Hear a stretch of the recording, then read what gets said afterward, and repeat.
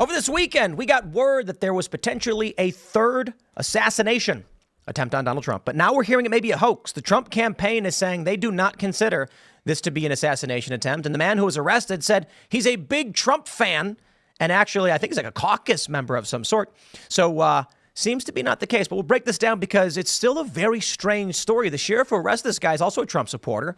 So maybe it's an issue of sheriff got worried because we're all worried about Donald Trump's safety, sees a guy he thinks is weird, panics, says, I think it's an assassination attempt. The guy who gets pulled over is just the guy with a gun who's a Trump supporter. His story is very, very strange. We'll talk about that. Then we got this huge story, J.D. Vance talking with Martha Raddatz on ABC News. And he says, are you hearing yourself? She tries to defend and downplay the Venezuelan gangs taking over apartment complexes by adamantly defying J.D. Vance and saying, this was only a handful.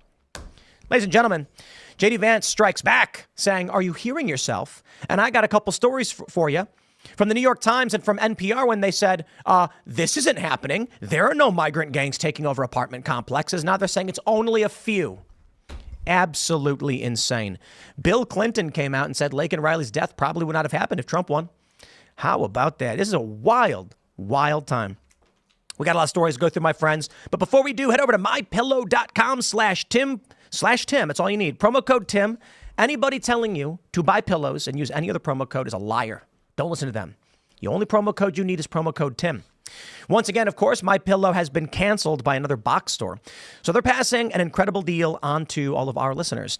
The standard MyPillow retails for about $50, $49.98. But for a limited time, you can receive one for $14.98. There is a limit of 10 in this offer. Do not miss out on this amazing deal while supplies last. Order now using promo code TIM.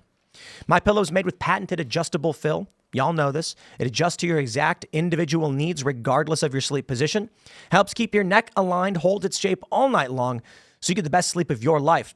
But that's not all. Get their 6-piece kitchen or bath towel sets for $25, brand new mattress toppers for $69.98, and their famous MyPillow bed sheets for as low as $25 and so much more. Go to mypillow.com, use promo code Tim. Shout out to Mike Lindell. I want to stress this. I appreciate him sponsoring the show, helping us keep the lights on. And I want you all to realize this is a guy who was making big bank selling pillows to all the big stores. He had no reason to stick his neck out for what he believed in, but he did, and they're coming after him for it. So when you need a pillow and you need towels, you need all that good stuff, you go to mypillow.com and use promo code Tim. But don't forget, you got to go to timcast.com, click join us, or sign up, become a member. We're going to have that members-only show coming up for you tonight at 10 p.m., and that means you can call in if you're a member. Submit your questions now, and then maybe talk to us and our guests. Not so family-friendly, but it is always fun and funny. And as a member, you're basically keeping the lights on as well, supporting our work directly. So smash that like button, subscribe to this channel, share the show with everyone you know, and if you're listening on Apple Podcasts or any other podcast platform, then leave us a good review. That's really, really important. It really does help. Joining us tonight to talk about this and so much more is John Joseph.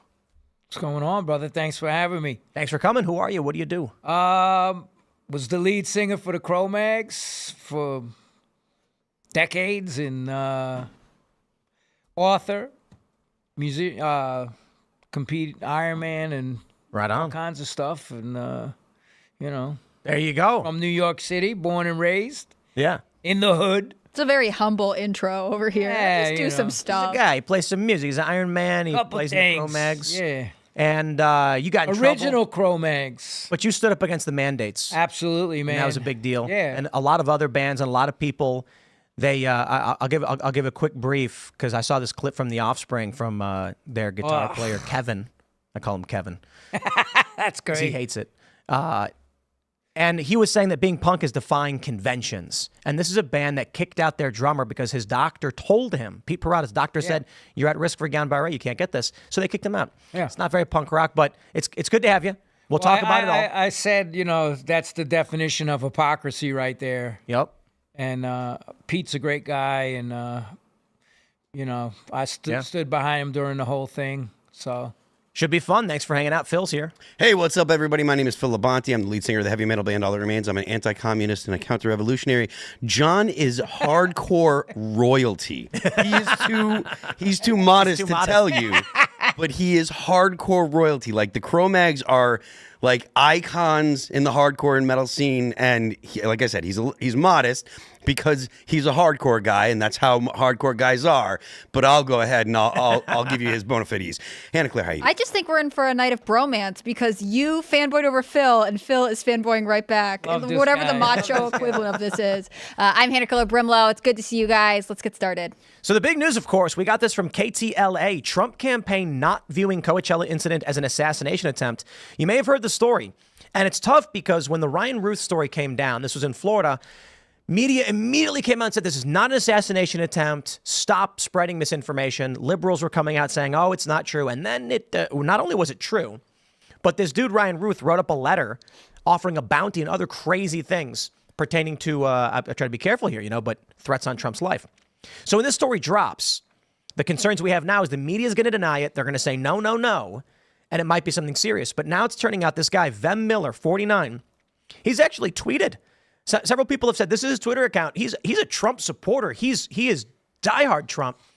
The story goes that he had actual VIP passes to the Coachella rally, and he stops at a checkpoint. He has a loaded shotgun and a handgun, and the sheriff checks his car and is just like, okay, this guy's up to no good. Checks his passports, claims the guy's got fake passes. He claims they're real. I don't know what's true, man. But he says apparently he's got fake passports too. This guy Vem says that his passport's real. It's Armenian, so he's got a foreign passport as well with his full Armenian name on it. It's not fake. The story is absolutely wild. He was released on $5,000 bail later that day and is scheduled to appear in court on January 2nd, 2025. Apparently they're saying this is just a gun charge. But the sheriff went on TV and has done a bunch of interviews saying, I believe we stopped an assassination attempt. Now, this sheriff attended the RNC and is apparently also a Trump supporter. I'm going to go ahead and say I do not believe this was an assassination attempt. And it's kind of strange that the corporate press is still running the narrative largely that it was, because I feel like that benefits Trump. I don't know what you guys think.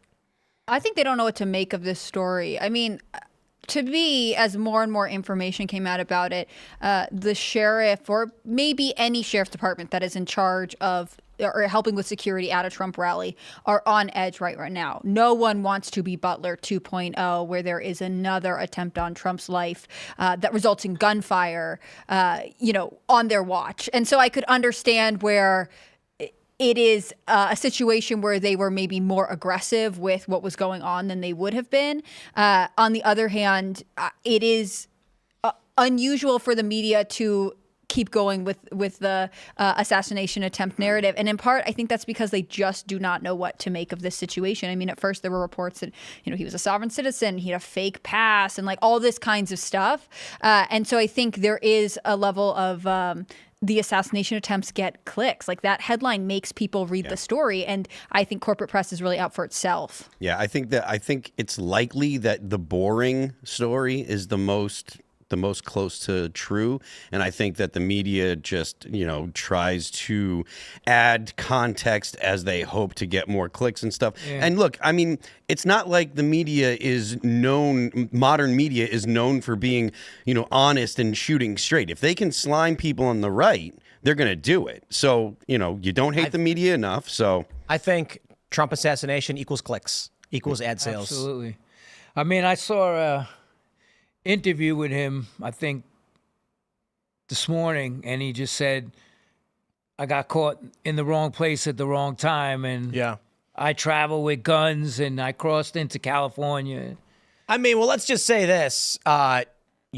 Look, I'm a big 2A. I'm probably one of the craziest 2A guys out there, but I don't think anybody should be bringing loaded weapons to a Trump rally. Absolutely. And I get at this point.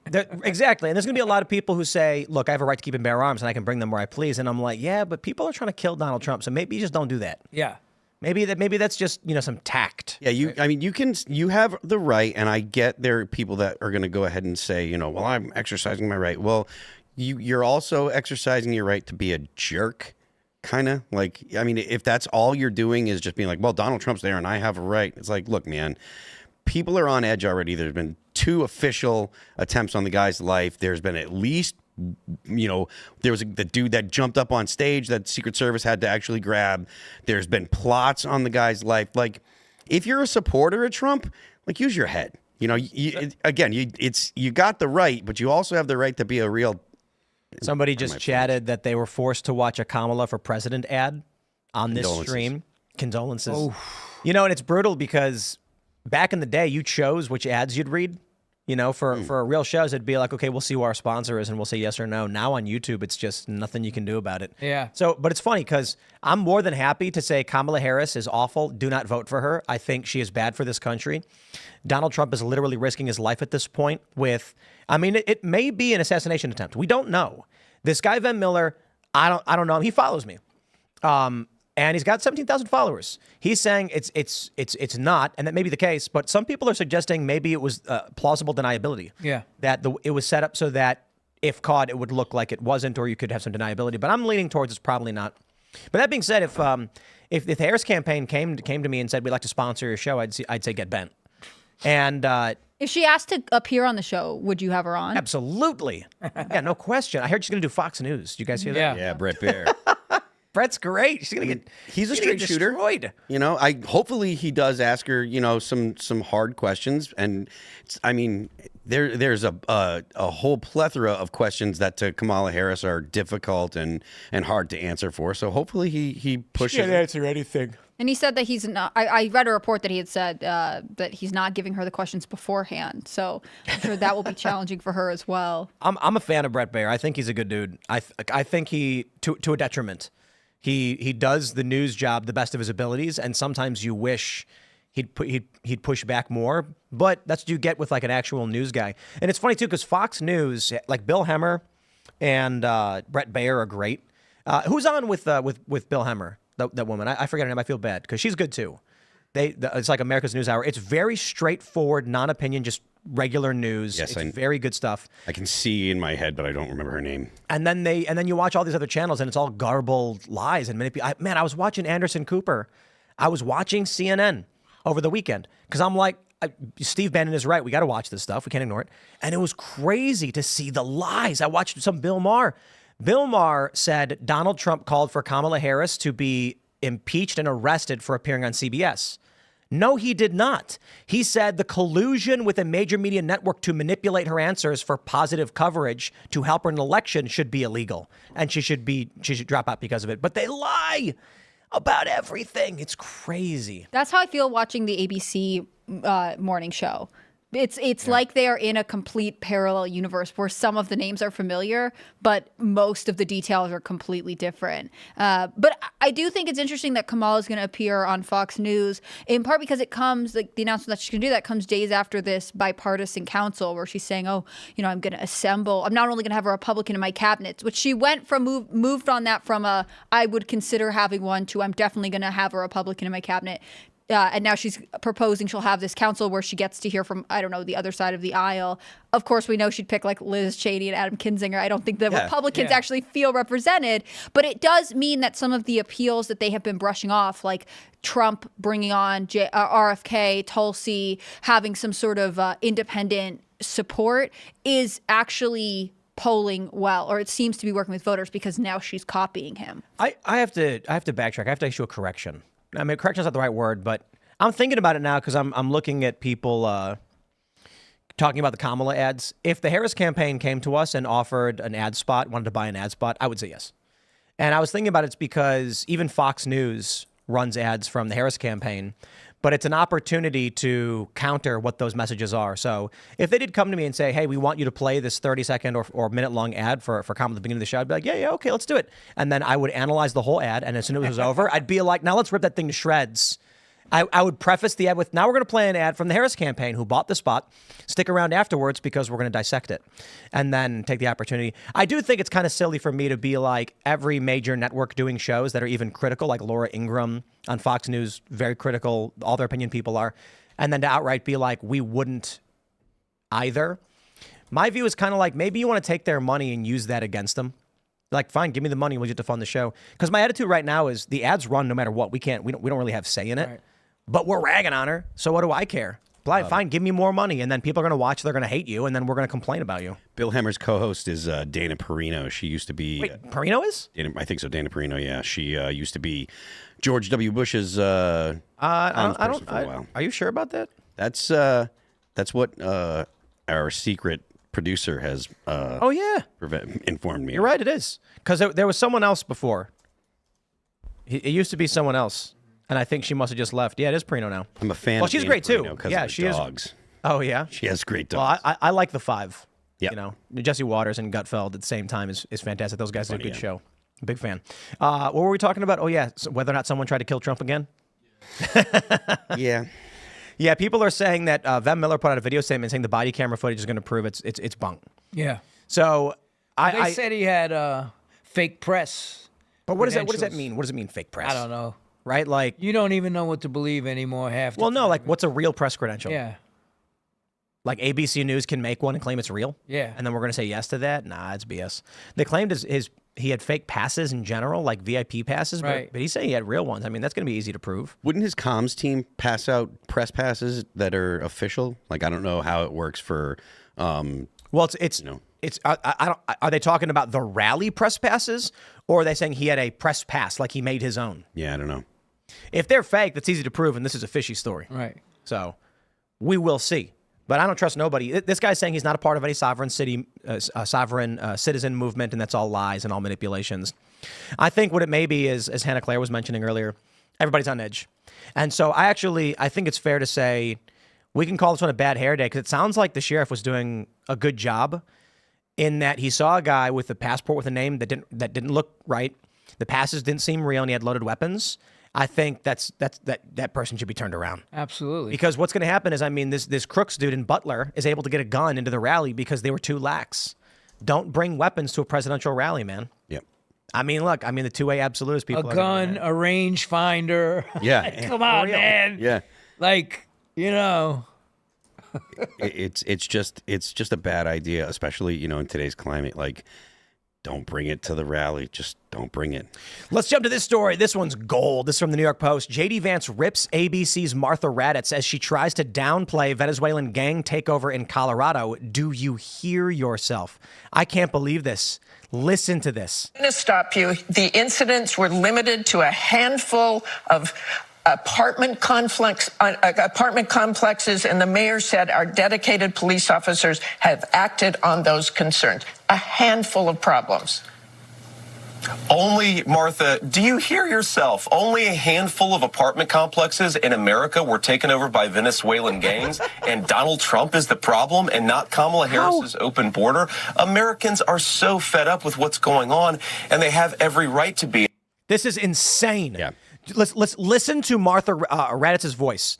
Okay, that's her name, right? Raddatz. Listen to how she talks. I'm going to stop you. The incidents were limited to a handful of apartment complexes, and the mayor said our dedicated police officers have acted on those concerns. Why does she hate so much? This is what I don't understand, and I'm sorry, I am just pissed off. What about these psychotic cultists need to defend every effing thing, no matter what it is? Can't for once in your life you just be like, JD, it is true. I mean, these migrant takeovers of apartments are really, really bad. I don't know if that means in the bigger picture that Donald Trump is the right answer to solve the problem, blah, blah, blah. No, she comes out and says, no, I'm going to stop you. They said it was only a handful. Why? Why the indignation? Just shut up. For once, just say, okay, we as reasonable people think it is shocking that Venezuelan gangs took over apartments in the United States. You know what, man? I have this question, and I remember Daryl Davis. He's amazing. If you don't know who he is, he's a black blues musician. One day he said he was thinking about the Klan and these white supremacists. He says, how could somebody hate me if they don't know me? So he went to a Klan rally. And he started talking to people, and they said a bunch of mean things to him, but they didn't attack him or anything. And then he ended up making friends with these guys, and many of them actually quit and turned in their robes and said, I was wrong. I was completely wrong. Because he said, how can they hate me if they don't know me? This is what I see when I see Martha Raddatz.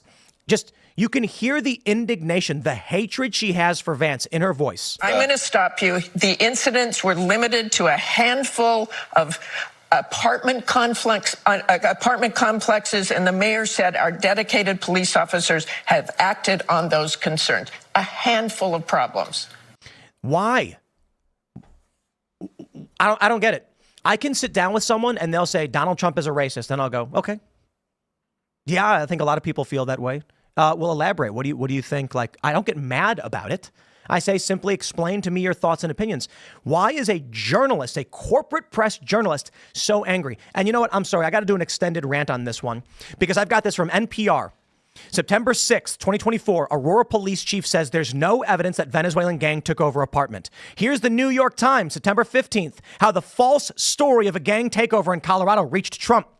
They claimed it was a lie. That's why they're mad, because it happened. It's been going on for a long time. It is shocking to the conscience of any good American, and the media lied, and they got caught, and they got caught by people like us and J.D. Vance, and that's why she's pissed off.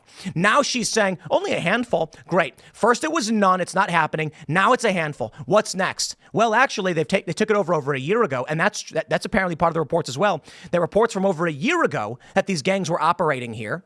And they've lied about it all. So I'm just sick of these people being so angry and full of hatred for seemingly no reason. To defend something like this is unconscionable. It is weird that she's like so obviously completely not empathetic to the people who are affected by this. She's like, it's a handful of apartment complexes somewhere I don't care. She refers to them as like a handful of incidents, like it's like a handful of littering incidents, or like it's a handful of parking tickets. Why do you care so much? No, it's foreign gangs taking over a place where people live. Like, and that's crazy. They said they were shaking them down for the rent, like the tenants. But that's a New York Post online story. Did you see the cover of the New York Post today in New York? What's that one? They're doing it in New York? About Times Square, that the Venezuelan gangs have taken over Times Square. And I have friends. Are they going to run the New Year celebration this year? We'll see, but I have friends that are in the NYPD, and they're like, these guys commit crimes, and we have to let them go with a desk appearance ticket, and then they bail. They don't show up. This is how you end up with a society that says it's okay to unleash the jackbooted police on criminals. If you want to have a society that treats people that are breaking the law badly, allow this for a little while. And then people get fed up with it, and they say, give them the boot. Bring the boot down on them. They say, make our streets safe. You cannot allow this stuff to continue, go on, and expect the population to continue to accept it. They're going to say, bring the boot down, and that boot comes down on everybody. They hate you. They absolutely do. These corporate press, these Democrats, these liberals, they hate you. And I will explain. The truth shall set you free. And I'm not saying that of me. I'm saying that is the reality that they are trying to avoid. That's why they don't let you know the truth. This woman, it starts with the corporate press saying it's not happening at all. Then when it's irrefutable, they say, so what? It's only a few. Right. They hate you so much, they don't care if you're right. They don't care if it's proven that they're wrong. You must be stopped for no reason other than they hate you.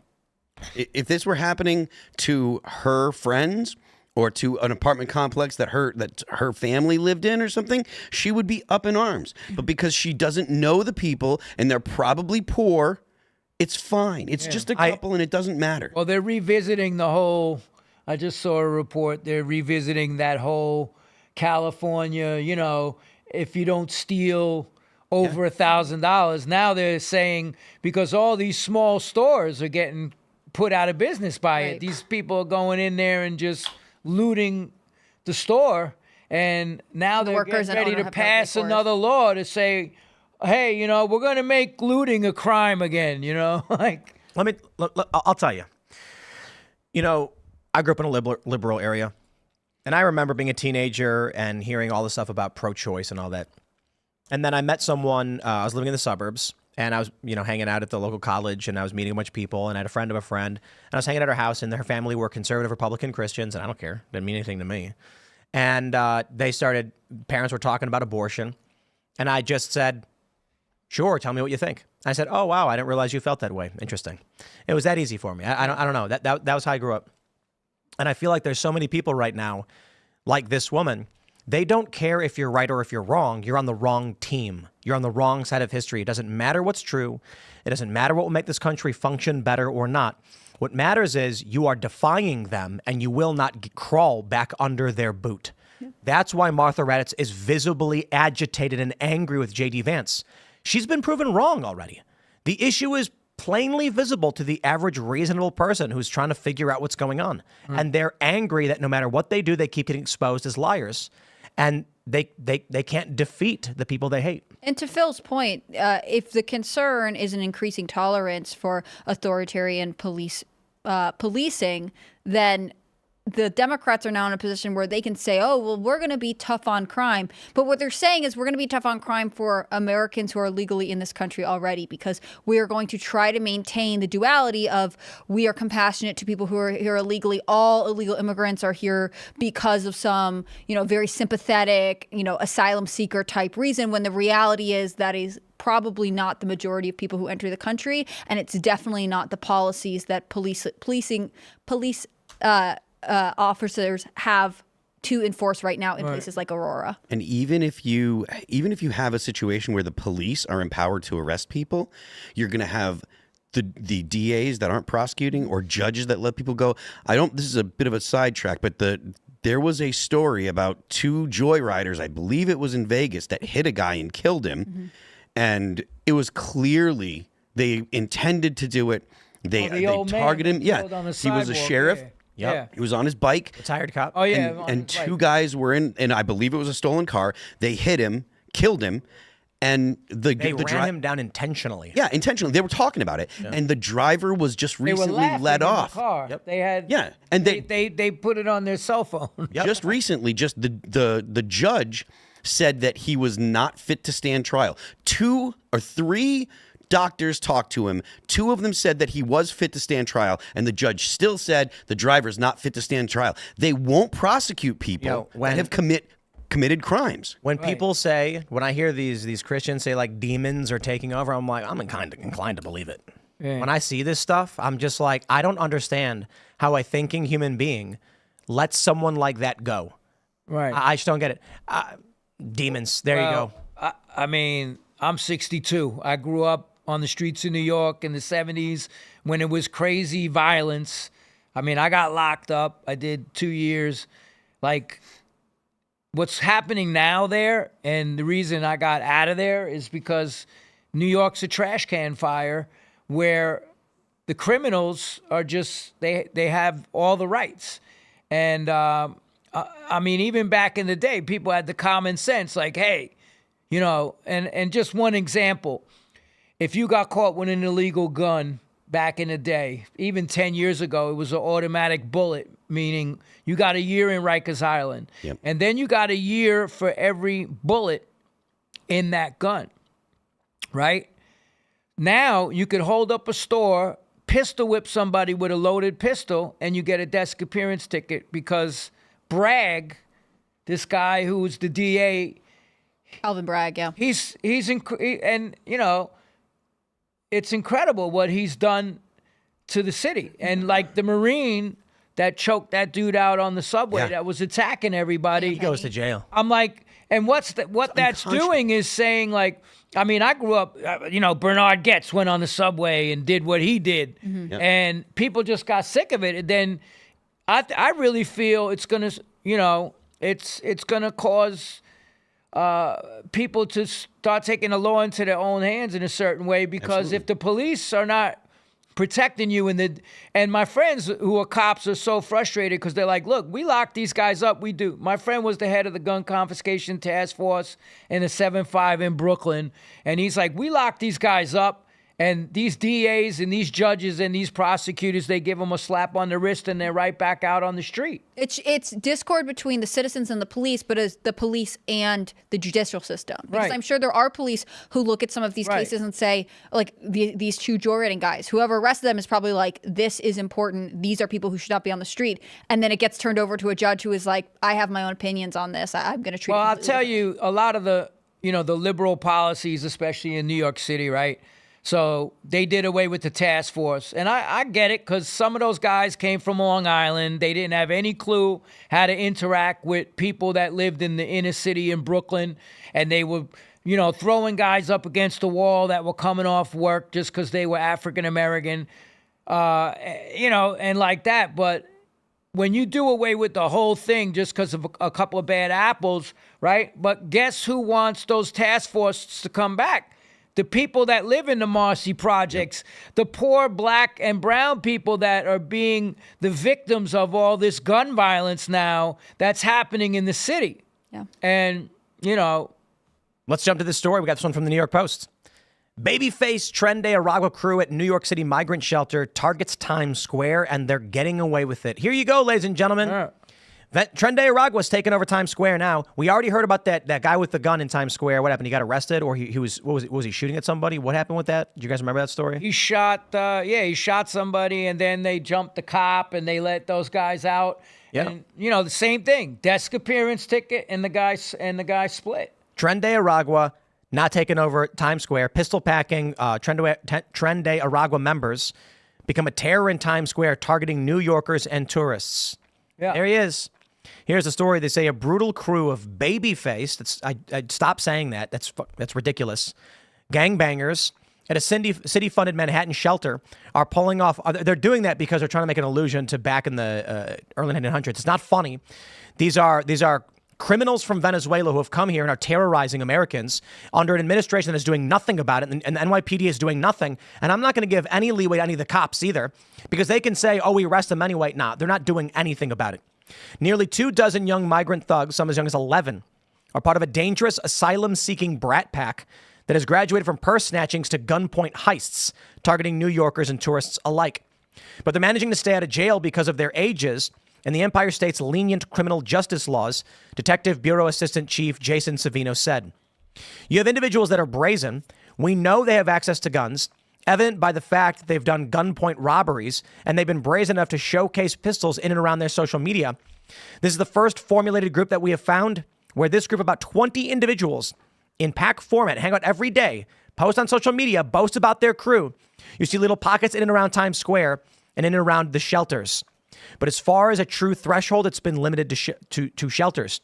Calling themselves Los Diablos de la 42, Spanish for the Little Devils of 42nd Street, the crew of about 21 gang members has been busted for 50 separate incidents, and yet not one is behind bars. They committed the robberies in all the sexy places in and around Central Park, in and around Times Square, in and around Transit, and targeting tourists. They kind of had a graduation of sorts and a progression where originally it started as snatches and then went to strong-armed robberies and then started brandishing knives in a pack format. This is intentional. Yeah, they were robbing people in This is Central Park. anarcho-tyranny. The government is allowing this to happen to you. New York is allowing this to happen to you. The Harris-Biden administration can stop it. The NYPD knows they're hanging out in packs with weapons. They could stop it. They don't, because they want this to happen to you. That young woman who got jumped and murdered up by Columbia University a few years ago, they know it's happening. They don't care. And I'm not going to give any leeway on any of the beat cops who are part of this and know it's happening and say, well, don't blame me, blame the top brass. Nah. Right. Well, you see what happened when the minute Adams gave that whole talk that this is going to destroy New York City, and now he's under indictment and investigation.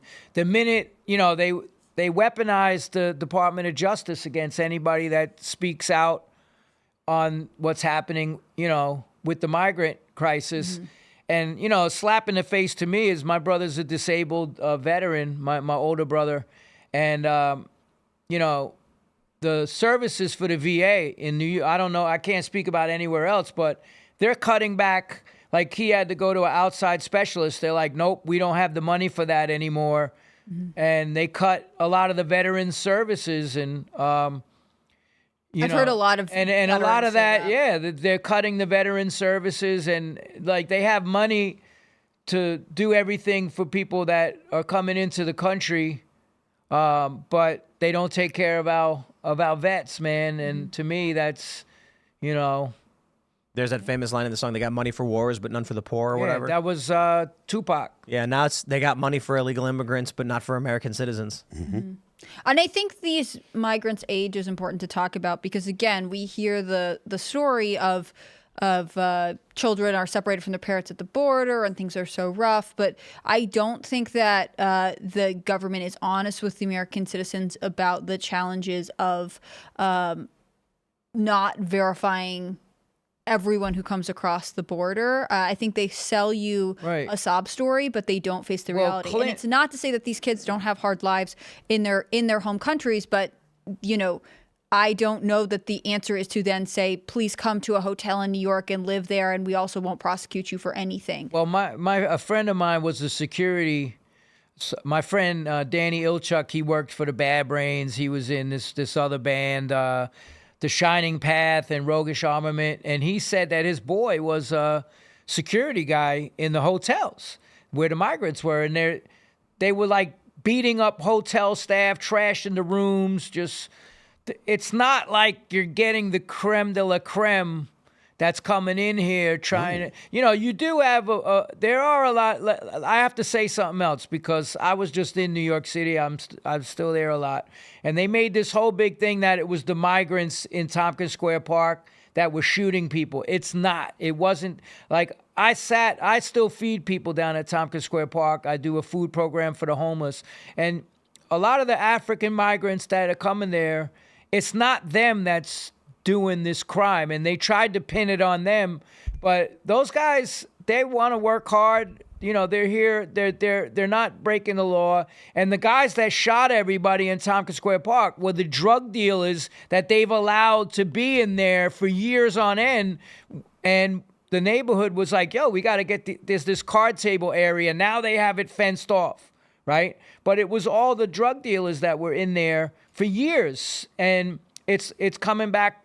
It was coming back to the way it was in the 70s. 70s, Tompkins Square Park, and then you had the Tompkins Square Park riot. There was people getting murdered in that park every day. It was one of the most dangerous parks in all of New York City. Mm-hmm. And now it's like, and it was only because of the public pressure that the cops finally said, okay, we got to kick these drug dealers out of here. And before that, they weren't doing anything about it. Do you think there could be the same kind of public pressure campaign to deal with crime that is tied to illegal immigration in New York? Or do you think that New York is at the mercy of the Biden administration? Oh, they're totally controlled by Washington, D.C. because you have to look at, every New York is basically the hub of everything in America, right? It's the biggest city. It's, everything happens in New York, and the eyes are on New York. That's why when Adam started speaking up against what's going on over there, the minute he started saying that, all of a sudden, like Hochul was critical of the Biden administration too. Now, granted, both of them were like, you guys aren't doing a good job. Now give us more money and work permits. Yeah. But they were critical. Hochul doesn't seem to be facing the same kind of scrutiny that Adams is. She's kind of like falling back into the shadows a lot. Like what she did and Cuomo did and all them did during COVID was despicable, what they did to the New York citizens. That's why I got out of there. And people were talking crap. Oh, yeah, you're this tough guy. But you're like, I didn't leave New York because of the violence. That's my world. Like, I grew up in that. Mm-hmm. But my girl got attacked on the subway. Everybody just stood there watching. She got punched, and the guy was punching women. And just the whole thing of what they did in New York during that whole lockdown stuff. I mean, I was sending Joe Rogan videos of, like, in the middle of Times Square on a Friday night, and there was not a soul in Times Square, not a car, nothing. And he's like, yo, it was just, insane what they pulled. And the thing that got me, what I spoke up about, was they took my rights for my choices for myself, what I chose to do for my own health. And the people that were coming across the border, right, they didn't have to show any papers or anything or get tested. And I'm like, how is it?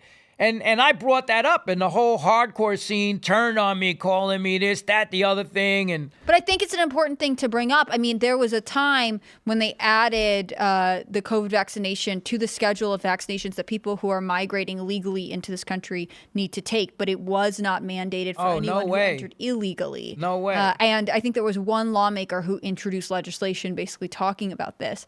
But it is fascinating that there seems to be this growingly obvious double standard between both with the federal and the state level governments, and not all state governments. Some state governments treated all of these things differently. What they say is okay for legal citizens to do versus what's okay for people who are not here legally to do. Well, I caught a lot of slack too because I put on that Tompkins.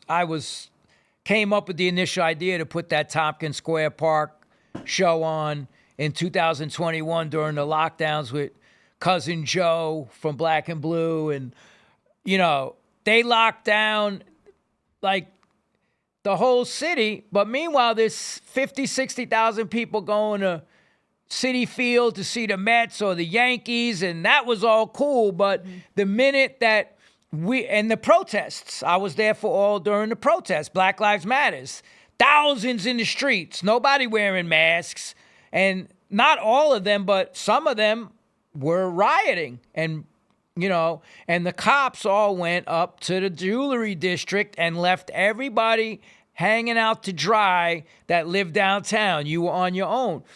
But I said, how is it that they could do all this? So our form of protest is music. I come from punk rock and hardcore since 77. I said, hey, man, let's do this show and say, hey, we're sick of this. And we put the show on, and it was Blood Clot and Murphy's Law and, Madball and a bunch of bands. I know you're a fan of Madball. I love Freddie. Great. Love Shout out to Freddie and Hoya. Yeah. And we put this concert on, and the blowback, like you think punk rockers would be like standing up and saying, yo, question authority, all the stuff. Like we were just talking about, Pete getting fired from the Offspring, and then the guy says, we're against authority and all this. But it's like I would have thought, hey, you guys would have celebrated us standing up in New York City. It was the shot heard around the world, man. They had us in Australia. We were on the news everywhere, calling us conspiracy theory, anti-vaxxers, this, that, the other thing. We lied to get the permit, they said, that we told the fire department that it was we told the city it was a 9/11 benefit, which is a total lie. Mm-hmm. But no one in the industry, in the music scene, came to your defense, other than, I guess. Oh, they slammed me everywhere. I criticized Dave Grohl for playing Vax live because, like, he does all the freaking Bad Brain songs live. Regulator, which is read the lyrics to Regulator. It's all about the government controlling people, and I called them out, and they slammed me on every single Rolling Stone, Enemy. Every single outlet, I became the bad guy. Yep. And and then he did this concert, and Punk died when all these punk bands went corporate pro-government. yeah, I can't believe it. It's just I guess I can, especially as many of these bands corporatized a long time ago. Yeah. They pretended like they were against the machine, but they were literally signing these big corporate deals and saying, tell me where to jump and how high. But let's jump to this one from Vanity Fair. Ladies and gentlemen, Donald Trump's next stop on his podcast Blitz may be Joe Rogan. Woo. Did you guys see this? I Yeah. didn't hear. I Trump, heard Trump said he's going on rumors. Rogan. That'd be I sick. dig it, said it. man. And Rogan said, what? What did Joe say? Yeah, they were. I saw him. I'll play the clip for you, actually. You're doing a lot of podcasts recently. One that I would love to see you on is, I think Joe Rogan has to have you on. Yeah. Yeah. Would you do that? Oh, sure I would. I think Joe, like, besides us, Joe's I think obviously- I'm doing it, actually. Yeah? Yeah. that'd So be you great. are going to do Joe Rogan? Yeah, I am. Joe Rogan's the best in the game for sure. And I think, Yeah. Did him Joe having- become so well known because of the UFC? And he does a great job with that, right? What was it that made Joe the best? during COVID, he was very outspoken on all the corruption going on during COVID. And I think that's personally when I started watching him a lot too. And just he's an honest guy too, right? He is. So I think Good guy. good guy. And I think you guys together would just And he's be got a good voice. That's important. yeah. So they didn't actually have the clip in there where he says, I'm going on Joe Rogan. No, he said it. Oh, he did? Yeah. Oh, okay. It's kind of weird because he says, like, oh, yeah, I'd be going on. Actually, I think I'm going on. Like, Right. it goes from being like, I am happy to do it / now I think maybe one of my assistants told me it's happening. The reason I got so much respect for Joe, like we became friends after I did his podcast, is that he risked his entire platform to give a voice to the other side that was being silenced. So I sent him a clip originally of Peter McCullough, right? And he ended up getting Peter on the podcast, Dr. Peter McCullough. So I wrote a book, and this Dr. Joel Kahn, who's a good friend of mine, he wrote the forward, and he said, hey, check out this doctor. I trained him to be a cardiologist. And it was Peter McCullough speaking in front of the Texas Senate, right? and how they shut him down and all this stuff. And I sent that video to Joe, and Joe was like, yo, this is crazy what they're doing. And that's when all the real attacks started against Joe. Once he spoke up and gave a side, they tried to silence, didacticism in the media is just unbelievable at this point in the game. They shut down any other narrative other than the one they're trying to push, and they just try to destroy people. So when Joe gave the platform to Peter McCullough and started really, and had Alex from the New York Times, he got fired. What was his name?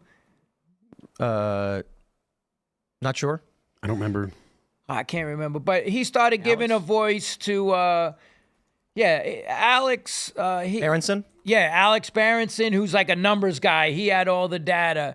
And then he had Dr. Robert Malone on and all these other people. And I believe, like, hey, science, trust the science that we kept getting told means you hear from both sides. Science means you debate the science and you let science take place. That's not what happened. There was one narrative, and that's why I really gained so much respect for Joe during that whole thing, because they tried to take him off Spotify and lose his platform and everything. And he kind of was in a league of his own before COVID. I mean, I only knew him from UFC stuff, but he had really built a serious business and carved out I think a form of podcasting that he has sort of become signature for. So it is interesting that, he was like, I have questions, I want to hear answers. I mean, that's what's so unique to me about his show, is like, he just gets to be like, I'm kind of curious about what you have to talk about. Right. And I want to hear about it. And one of the things that I said was, he's more punk rock than any of these people, because he risked whatever he got, over $100 million platform on Spotify. These bands kept quiet. They put out records for years, calling out the government, calling out the establishment, and then every one of them kept quiet. Let me tell you, bro, I'd be willing to bet you take any one of those punk bands in their heyday, when they're like, screw the government. If I walked up to them and said, hey, I'll give you $1 million, we're going to sign you to a deal, but we don't want the anti-government stuff. Just, tone it down. They'd say yes. They'd say sure. Look at Jello Biafra. Got to call him out. This guy was completely anti-establishment, anti-government, and if you look at his stance during the whole COVID thing, I was like, we're living in an alternative reality. And all these bands that I looked up to, my new album, I said, all my heroes abandoned me, right? I had a lyric in there, because all the punks that I looked up to back in the day just all started bootlicking the government, man. And I'm like, wild, dude. And then, and then came after anybody that had anything to do. People would, There was I can't remember who said this. Was it Matt Walsh? Maybe, I can't remember. No, it might have been Alex Berenson. I don't know. I'm not giving proper credit, but they were saying on X, maybe it was Zuby. I think it was Zuby. I love Zuby. Yeah, that often people think that when you got a lot of money, you got FU money. I think it was Zuby. You got FU money, and you're like, I'm rich, I can do whatever I want. That's actually not true. Yeah. These people are super rich, and they're like, I'm not gonna risk speaking up for $10 million. Are you nuts? When people are broke, they're like, who cares? I'm broke. But then you look at Joe Rogan, and he's got all these big deals, and he has apologized on some instances. Yeah. And he's like, he went ham. He said, I'm going after all of this stuff. I'm gonna talk about whatever I want to talk about. I'm gonna call out the BS. He championed things. CNN ran a picture of his face, making it look like he was sick. Yo, you saw that? Oh, that was disgusting. They made him look green. And he never backed down. And he never backed down. He took well, we can't get into all that. Well, they put up, dude, I gotta tell you, they were claiming that he was taking horse medicine, and they showed a little cartoon, like there's a little horse icon on the screen. I was like, why did they do that? Oh, he had Sanjay Gupta on, and he called out Sanjay Gupta, and Sanjay Gupta had to cop to it, like, yeah, that was wrong. They shouldn't have done that. And then he backtracked later. That just shows you, Gupta went on CNN later, and then backtracked. I didn't see that. Yep. He was on Rogan. He was like, yeah, you're right. But then later said, well, actually, because these people in the press, the corporate press machine, like we saw with Martha Raddatz when she tells J.D. Vance, it's only a handful of apartments being taken over. Yeah. They hate you. They look, man, I feel like when you look at Bill Gates and these powerful global elites, And then you look at people like Joe Rogan. It's populist. It's elitist. The elitists, in their mind, they're thinking the average person is too stupid. We need to just manipulate them like sheep. And then the populists are like, hey, man, you do you and we'll figure it out. So we're on the populist side. We believe in you, dear listener, to make your own decisions and do what's best for you. And that if we work together, then meritocracy and the best ideas win. These elites, they think, nah, like Michael Bloomberg said, we're going to tax the poor. That's a quote. Yeah. He said, we tax the poor because poor people spend money on things that are bad for them. So he tries doing the soda tax. He tries to do these punitive taxes because he doesn't want poor people to be able to buy these things. Yeah. I was in New York when he was doing all that. I mean, if you just listen to the stuff that the World Economic Forum talks about, like, you know, it's just incredible what they're planning for everybody else. And then, you know, it's like rules for thee and not for me. When you go the meeting they had over there in Switzerland, they're flying in all the elites on 1,100 private jets, SUVs, parties, eating whatever they want, do whatever they want, but they want you to stay home and eat bugs. And, you know, you'll own nothing and be happy. Well, I mean, Klaus Schwab is like, I can't even, how are people siding with this person and being like, yeah. Because they think they'll be part of the club. Yeah. These liberal elites who hear these things and then side with it think that when all is said and done and they're forcing people in pods and eating the bugs, they're like, yeah, but I'll get steak. Yeah. Because you take a look at the like, what is it, what are they doing, COP24 now, COP25 or whatever, the climate agenda stuff, where all the billionaires flying on private jets to complain about how everybody else is flying on commercial planes. These liberals are like, if I side with them and help them, then I get to suckle the teat of the machine when everyone else is living in the gutter. It's not going to happen. When the elites shut everything down, shut down your cars, shut down your computers, make you get rid of cash and you're all digital currency now. Right. These liberals are going to be right there on the bottom with everybody else. Well, you know that famous saying, first they came for this, and then they came for these people, and then finally I didn't speak up, and then finally they came for me, you know, and we're seeing it all. We're seeing like crazy stuff, and I never really I just wanted to be left alone. I lived in New York. I was a musician. I trained for Ironman. I helped feed the poor. I did whatever, but it's like you kind of dragged me into this to have to stand up for my rights and be like, one side, and I'm going to say it, never had anything like what we just experienced from 2020 on ever happened prior. So I just went about doing my thing. But in 2020, it was like, yo, like you dragged me into the ring, you know what I'm saying? Do you think a lot of Americans feel that way? Absolutely. I think 2020 and the especially like fallout in 2021 changed a lot of Americans' perspective. Absolutely. On And I just read somebody said, man, you better start speaking up. Too many people got on their knees during COVID and obeyed and did all this stuff, and they're bullies, and that's what they do. And I know from the streets of New York, like I said, I was locked up and everything in the worst places, Spofford, I went upstate. Like, I could tell you right now, if you don't stand up to a bully, they're just going to keep doing what they're doing. And that's everybody obeyed and complied. 2 weeks, flatten the curve and all this. And I'm like, I smelled the rat right away. I said, nah. I filmed and I put it on my Instagram page. I went around to all the hospitals because my friends are nurses and they're like, dude, we're not overrun. We're not. And I filmed about 6 or 7 hospitals, no ambulances, no nothing, empty emergency rooms, the triage tent in Central Park, nobody went in there. The Javits, they had 1,000 beds, 6 beds full. The USS. But that's because Cuomo put the sick people in nursing homes and killed a bunch of elderly people. No, that was the old people he did that to. Right. He put the old. He put recovering COVID patients, instead of using Javits, he put them in nursing homes, and it killed 15,000 people. Right. Well, he was just crazy, and he put out a book. But it wasn't just him. Yeah. It was, I believe it was Wolf, Whitmer, Newsom. Who am I missing? Because there was. Yeah, they were doing it in Pennsylvania. They did Jersey, it, Michigan, Ohio.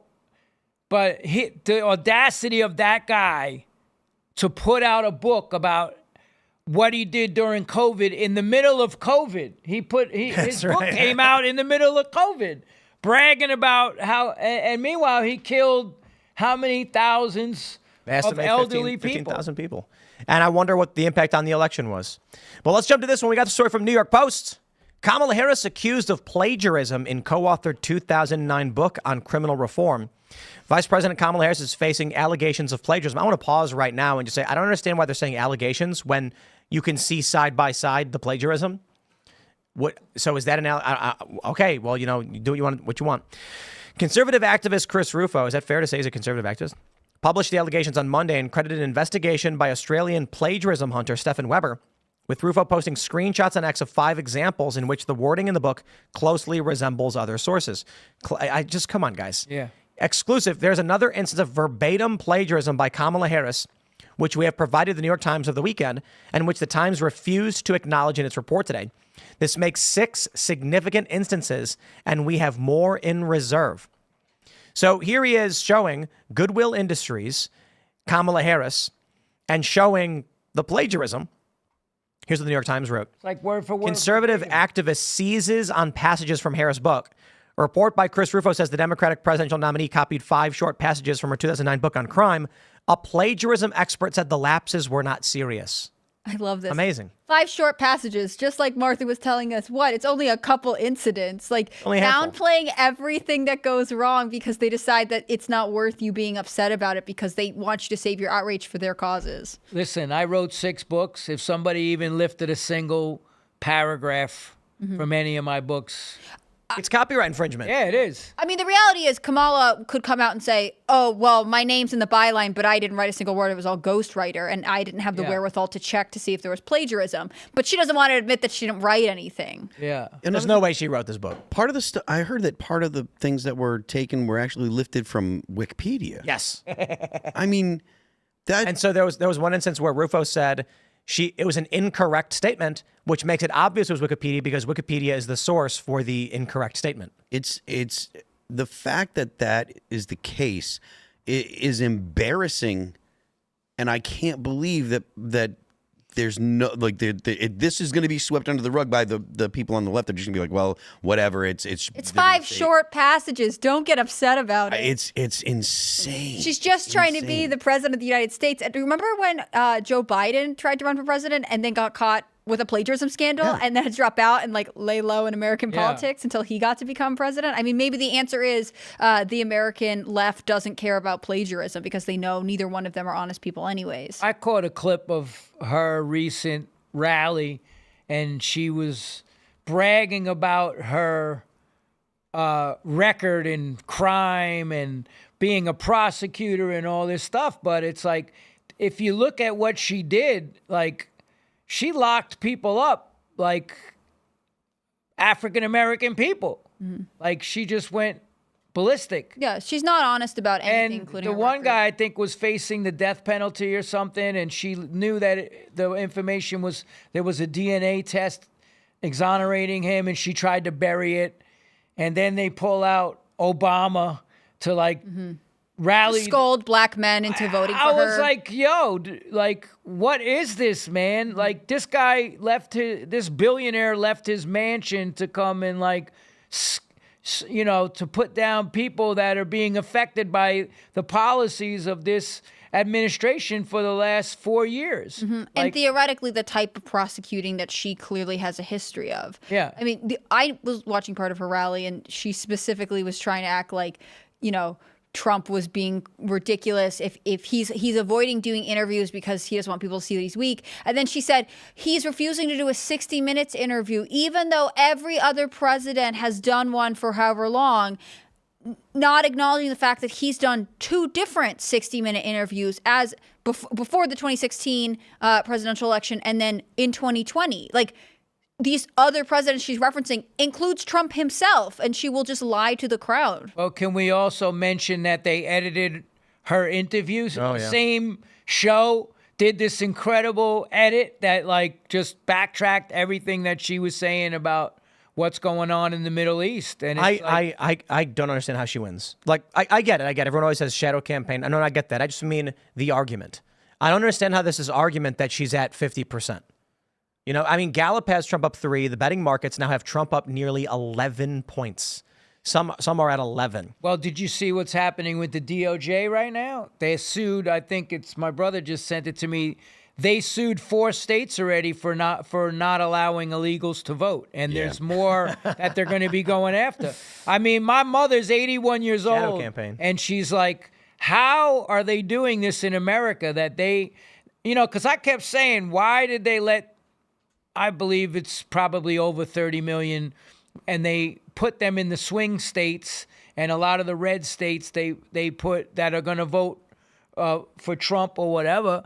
And now I kept saying, why are they letting all these people? It's not some altruistic thing, you know, they care about people. Why are they loading? Why did they let all of these people come into America, right? And now you're seeing why. Because they're loading them up in these states, and they're suing the states for not allowing illegal immigrants to vote. Yep. And I'm just like, I mean, and they're doing it in red states, or they're doing it in purple states. They're doing it in Ohio. They're doing it in Florida. They're doing it in places where if these people do become citizens, or if they can get them onto the voter rolls, they're going to affect the election outcome. Elon just said that I just caught part of his interview with actually Pete Parada and my boys, which by the way they hooked me up with you, Dickie. Shout out to the Defiance. Yeah, good love guy. those guys. And you know, he sent me the interview of Tucker Carlson and Elon. Yep. And it was like this 25-minute clip, and I'm like, they're like, this if they get their way, this could be the last like legit election in this. And Bill Maher said that was a lie. That's ridiculous. There's an infrastructure. Bill Maher smokes too much weed, man. That's true. And there's an infrastructure that the DNC has to do this. Like they're using federal dollars to send illegals into different states that have that have a possibility of going for the Democrats that are currently purple or a little on the red side. They bring them into the states, Flying them. Yeah, flying them. That's why, I mean, it's like people get wrapped up in the whole Haitians in Ohio eating dogs and et cetera. And it does, you know, it does. It's a good song though. It was. They're eating the dogs. They're eating the cats. It was.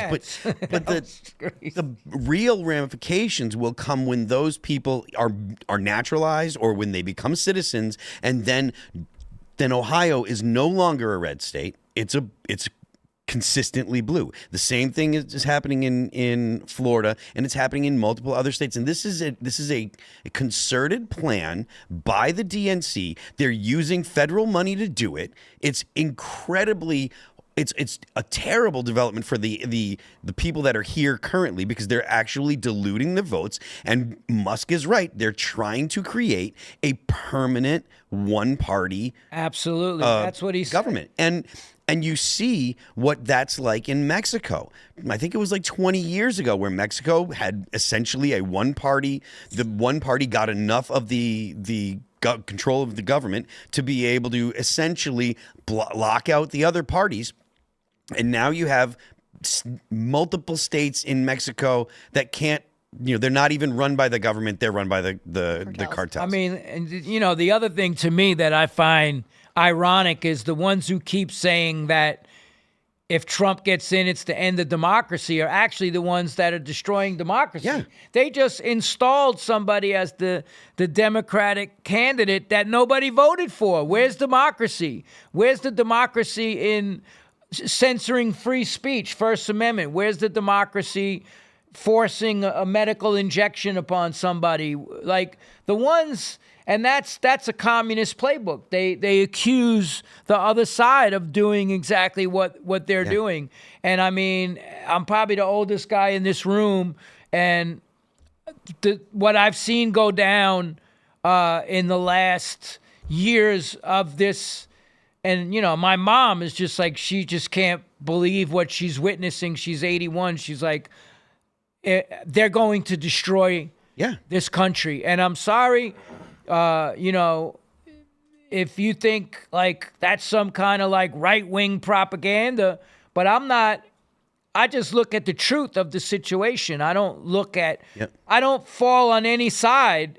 I stay in the middle, and I'm like, yo, what's the truth and what's a lie? And that's what we have to look at. And if you're going to play partisan politics with like, you're going to agree with something just because that person has a D or an R behind their name, that's bogus too. Because, I love Tulsi Gabbard, and she calls out the military-industrial complex. She's like, these Republicans are just as bad. They're getting these defense contracts, and I have, friends who were served in Iraq, and they're like, and even Sean Ryan says it now, we went over there on a complete lie. What they told us after 9/11, we thought we were doing our patriotic duty, and it all turned out to be a bunch of lies for Cheney and Rumsfeld and the rest of them and the Bushes. There's one thing I want to point out, or one thing I want to say about, if you want to check my information about that, it's the Department of HHS, Health and Human Services, the Refugee Resettlement Program. That's the program that they're using to transport people from wherever they come in to the United States into states that are purple states, and they're banking on them voting for Democrats. It's, like I said, Health and Human Services, Refugee Resettlement Program. It's a legitimate thing that's going on, and the government is using your tax dollars, if that's a thing. I don't want to get into a conversation about MMT, but they're using tax dollars to send refugees to purple states in the hopes that they're going to, well, that's what they're calling them. To send them to, they're using the pretense of refugees, but they're using that program to send them to Ohio, to Florida, to purple states in order to, with the hopes of those people voting Democrat, in order to get a one-party rule in the United States. Look into the program. You can find it. It's been going on for a long time. A friend of mine just sent me a link. I'll post a link to it on my Twitter account. Well, I think one of the challenging things is that if you then push back on this narrative, say, hey, I think we should question this. I think we should deserve more accountability from government on how they're abusing this program. In turn, the answer is, well, you're anti-refugee and that's racist. Well, their job is also to keep the American people safe. And we know for a fact that there's a lot of people that are coming into the country that don't have the best intentions coming in here. They just foiled that guy's plan from Afghanistan, that he was going to go and start doing something during the elections and all that. I mean, you can't have an open border and have millions of people pouring in from areas where the military-industrial complex and the corrupt administrations in America were just bombing these countries into oblivion. That guy, as far as I understand it, came over as an asylum seeker because of our chaotic he wasn't properly withdrawal. vetted. He wasn't, and that's the thing. I mean, there are ways that the federal government abuses legal immigration and uses it to get the same kind of ends to the means. I mean, we talked about that. We referenced the Haitians in Ohio. As soon as people were saying, these people seem to be here illegally, the media turned around and said, well, actually, they have temporary protected status because Biden said they could. Well, just because Biden said they could, or just because the Biden administration granted someone asylum, doesn't mean that this is actually good for the American public.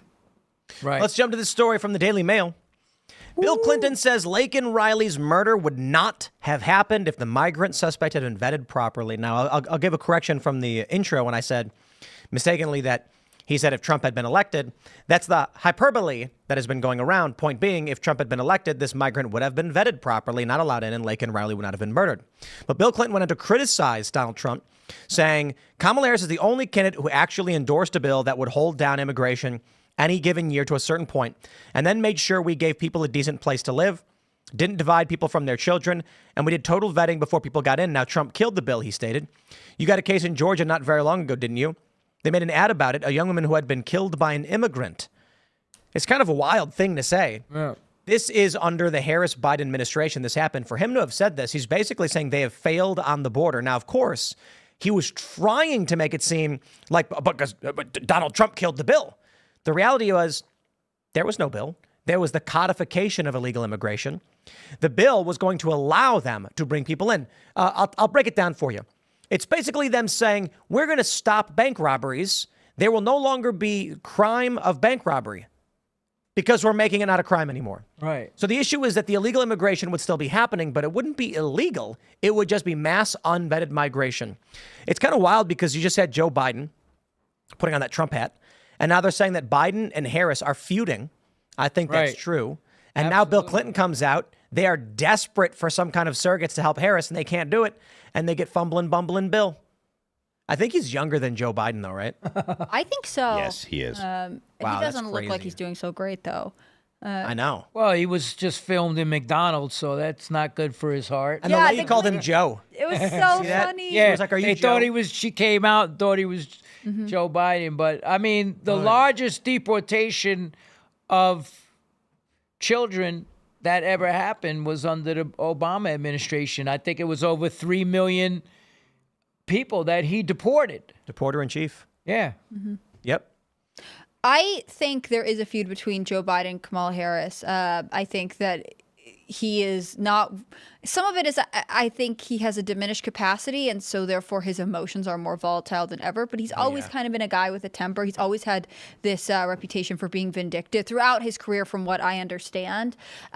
With Bill Clinton, I feel like he is just phoning it in. Like, he got drafted at the final hour. They didn't even, I mean, when they released this statement in July being like, we, the Clintons, me and Hillary, or it was like Hillary and Bill endorsed Kamala Harris, it did not seem like Bill was the ambitious person trying to stay in politics. And so I wouldn't be surprised if he's like, yeah, I'm just kind of going to say whatever I think and move on. I don't think there's any true loyalty between Bill Clinton and Kamala Harris. None. And that's it. Everyone agrees? Yes. All right. Thanks for hanging out, everybody. Well, it's interesting because we always talk about how the DNC is sort of a well-oiled machine. They're able to say, like, everybody fall in line. But so far, we have this candidate who is not giving any specifics on her platforms. And so it's not super surprising to me that no one can stay on message because no one really knows what the message is, except for Obama, who knows to scold black men. Or what she's planning to do to save the economy. I I saw that side-by-side comparison of what Trump said, and he was like, the first thing we have to do is bring down the fuel costs, and that translates to the farmers and all this stuff. And then they did Kamala Harris, and she's like, I grew up in the middle class, or, you know, the whole rhetoric that she's been talking. Right. And no plan. There'll be There's critical no headlines of- economic plan. Right. There'll be critical headlines of Trump. Trump says that he is, open to mass deportation. Trump says he's going to bring back, or I think the recent one was like he's going to hire, was it 18,000 Yeah, I people saw to that. work at the border? Like he is talking in specific. The media gets really angry about it. They're like, he's going to say, promising all these crazy things, but they cheer for her when she sort of speaks in riddles and platitudes and doesn't say anything. I mean, it is bizarre, the double standard. As of today, the only battleground state that Trump is down in is Wisconsin. Trump does not need this much to win. Holy crap, look at the national aggregate. They've got Harris up 1.7. Biden was up 9.2 at this point in 2020. I would I would love to be able to feel confident, but get out and vote. It has to be if Trump's going to win, it has to be such a landslide that anything they do to try to change the vote or any kind of shenanigans won't matter. I have extreme concern about like the overseas votes and we have to wait until all the absentee ballots come in, et cetera. I have significant concern about that stuff. I don't think that any of it is actually as secure as it should be. So you have to make sure that you get out and vote. You cannot ignore that. Take a look at this from Gallup, U.S. adult party identification. And they show that in 2000, Republicans win, but party affiliation was fairly even. And they say Democrats won 08 and 12. Republicans won 2016, but Democrats still had party affiliation majority. Democrats won 2020. They had party affiliation majority. But now, for the first time since 1992, Party affiliation is at 48 Republican, 45 Democrat. Let me stress this. For the first time since 1992, according to Gallup, Republicans outnumber Democrats. Everything looks like Trump should win at this point, and I don't. We've got 3 weeks until the actual voting, and I feel like the sentiment is on his side, but I do not. I no longer trust the establishment. I don't trust the voting. The media is already saying, oh, it might take a couple days to count Pennsylvania, and it might take a couple days to do this. And this is totally new. I mean, I'm not a young guy anymore. This election and the 2020 election were the first times that ever happened in my lifetime. Never before did I ever see that. It was just never a thing.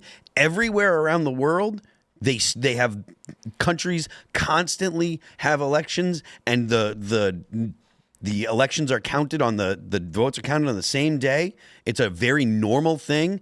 I do not trust the media at all, and I don't trust the government anymore because the government is doing things like I was just outlining about, bringing voters in and using the Department of Health and Human Services to send them to places where they want Democrats to win. Like it's really awful that this is the state of affairs, but I don't trust them anymore at all. Yeah, I get what you're saying. I think what's interesting is I think a lot of conservative people were burned by the rumored red wave that was supposed to come in 2022, and it didn't appear. And so they are more anxious than ever about voter apathy, voters taking for granted that Trump is potentially in a good position to win. And I don't know. I mean, maybe that will mean people inevitably do stay home, because it seems like that's something conservative causes struggle with, really getting voters to the polls. On the other hand, maybe having learned a lesson 2 years ago, it's a little bit different. What I find fascinating, you kind of alluded to this, is that the media keeps saying it's a very tight race. It's extremely tight. I was listening to a podcast. Yeah, I was listening to a podcast. From different pollsters today, and they were pointing out, even polls where Kamala Harris is up slightly, it's completely within the margin of error. Even polls where Trump is up slightly, it's within the margin of error. And I'm so cynical about corporate press that there's a level of the drama is good for them. People checking every day to see what's changed, all the clicks, all the return to views. They benefit from it. On the other hand, a lot of the anxiety that I've been reading about from pollsters is that they don't accurately survey Trump voters. And that was the big problem in 2016. And so now they're trying to figure out how to better survey them, but also they don't want Trump to look like he's leading. And this dual speak is where you can't. I just feel like right now, especially given everything that happened with the hurricanes and how many people are kind of struggling to be online anyways, I feel like the polls are something you can't trust. You have to vote. I understand what you're saying. And to be honest with you, if they're going to downplay any type of lead that Trump has, I'm fine with it, because that just means that people are going to be the people that are motivated to vote aren't going to say, oh, he's got it in the bag. Or at least they're more likely to say, I got to get out and vote. The media's been saying that it's close, and maybe they're right, so I can't just blow it off. I can't forget, just not do it. You just can't trust anything. I have to get out there and I have to vote. And this is super, super important. The Democrats have an apparatus to get the vote out. That is something that they have long relied on, and that has been one of the reasons why Democrats tend to fare better in the elections. When they do fare better, it's because they can get the vote out. They have people that are activists. They have way more activists than the people on the right do. The right has people that go to work and work normal jobs.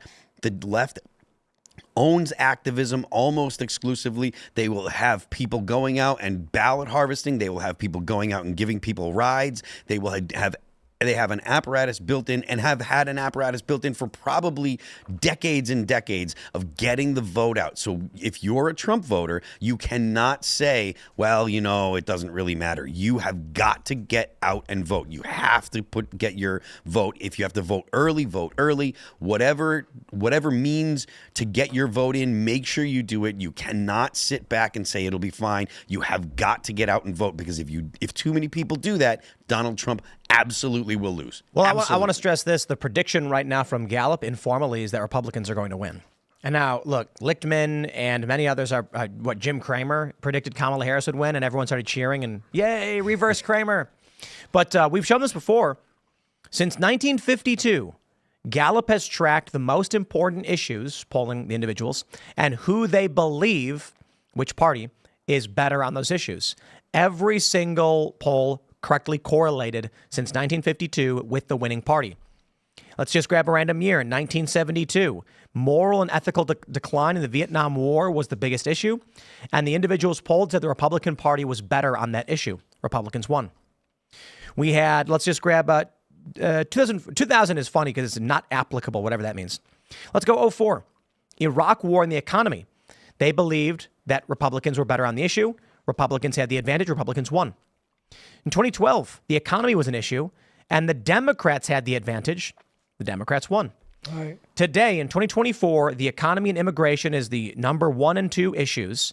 The advantage is currently held by 5 points for the Republican Party, and the winning party is to be determined.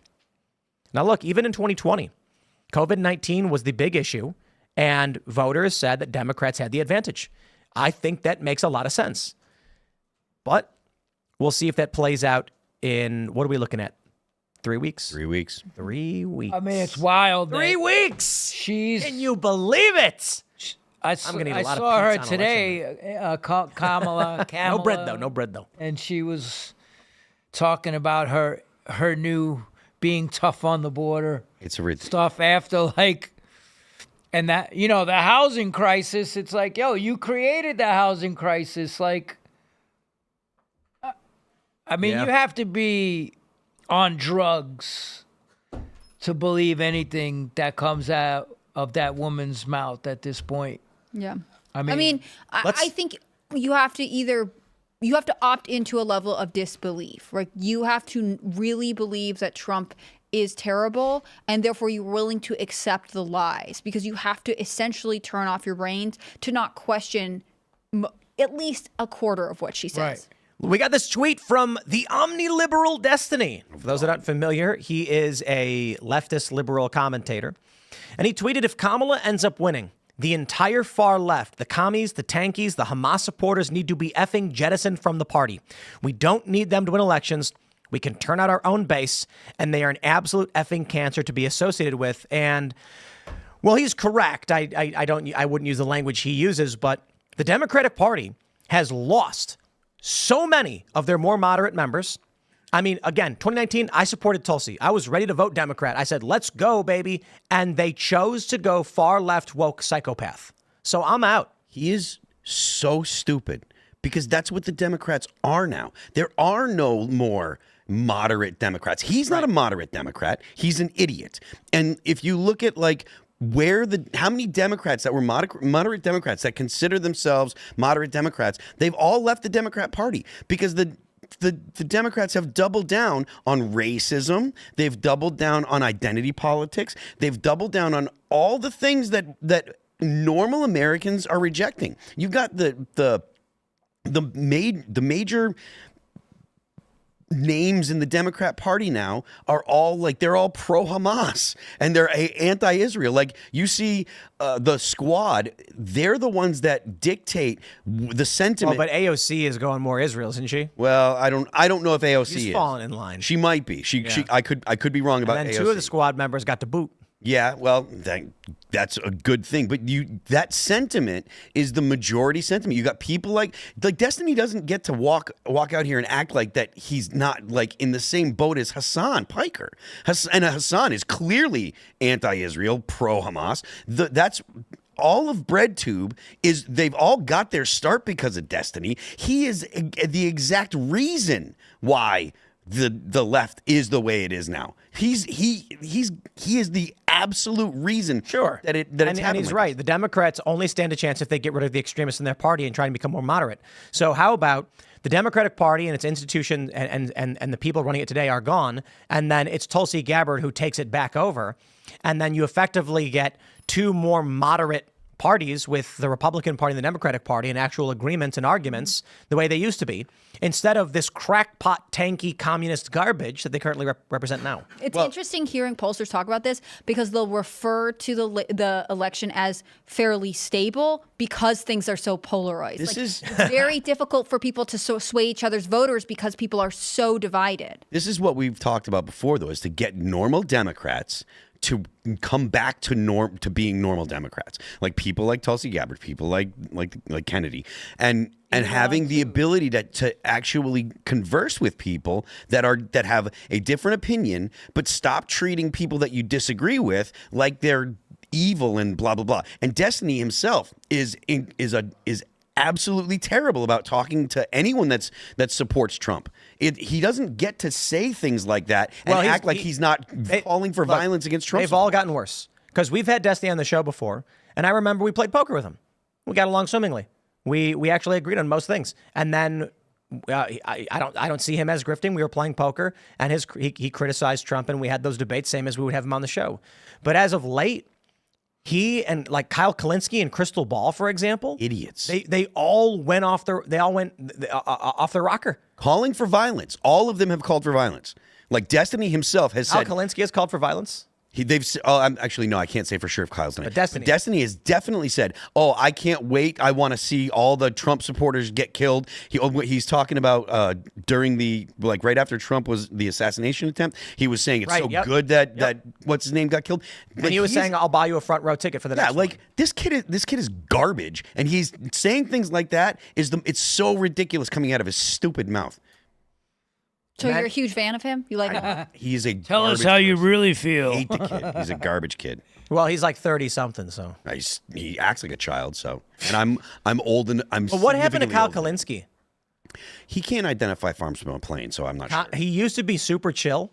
He had defended Carl Benjamin in the past. I was like, he's a cool guy. We disagree on some things. Now he's just posting like Destiny. Mm-hmm. And Crystal Ball as well. I feel like they think that that's effective to bring people. Views going down or something? Well, I don't know. Maybe it could be, it could be about their views, but I feel like they think that, Trump is winning and that's why they're posting things like that. I think that they're like, this helps.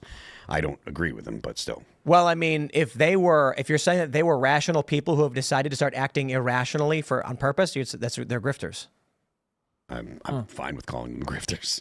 Yeah. I mean, look at all the talk show hosts and all that called Howard for Stern. like violence against, Trump or Trump supporters, or, I mean, it's crazy what's actually going down, man. I'm like, can you imagine if somebody said to do something against Kamala or whoever, and then it actually happened? What the repercussions would be, like blowback. It's such a double standard. Mm-hmm. And I mean, even to deny RFK, they denied him president. They denied him Secret Service. What do you call it? Protection. Like, why, Joe Biden? Why would you do that? I mean, initially, when he asked for it a year out, they were like, well, we only have to provide I think it's 100 days before the election. But then even when they had hit that more narrow window, they had still not provided it to him. So it went from being like this application of the law or policy into definitely something personal. And I think, especially with the DNC, RFK is an interesting study because you would get this dual-sided fight, right? They would have his family come out and say, we want him to drop out and we all endorse Biden.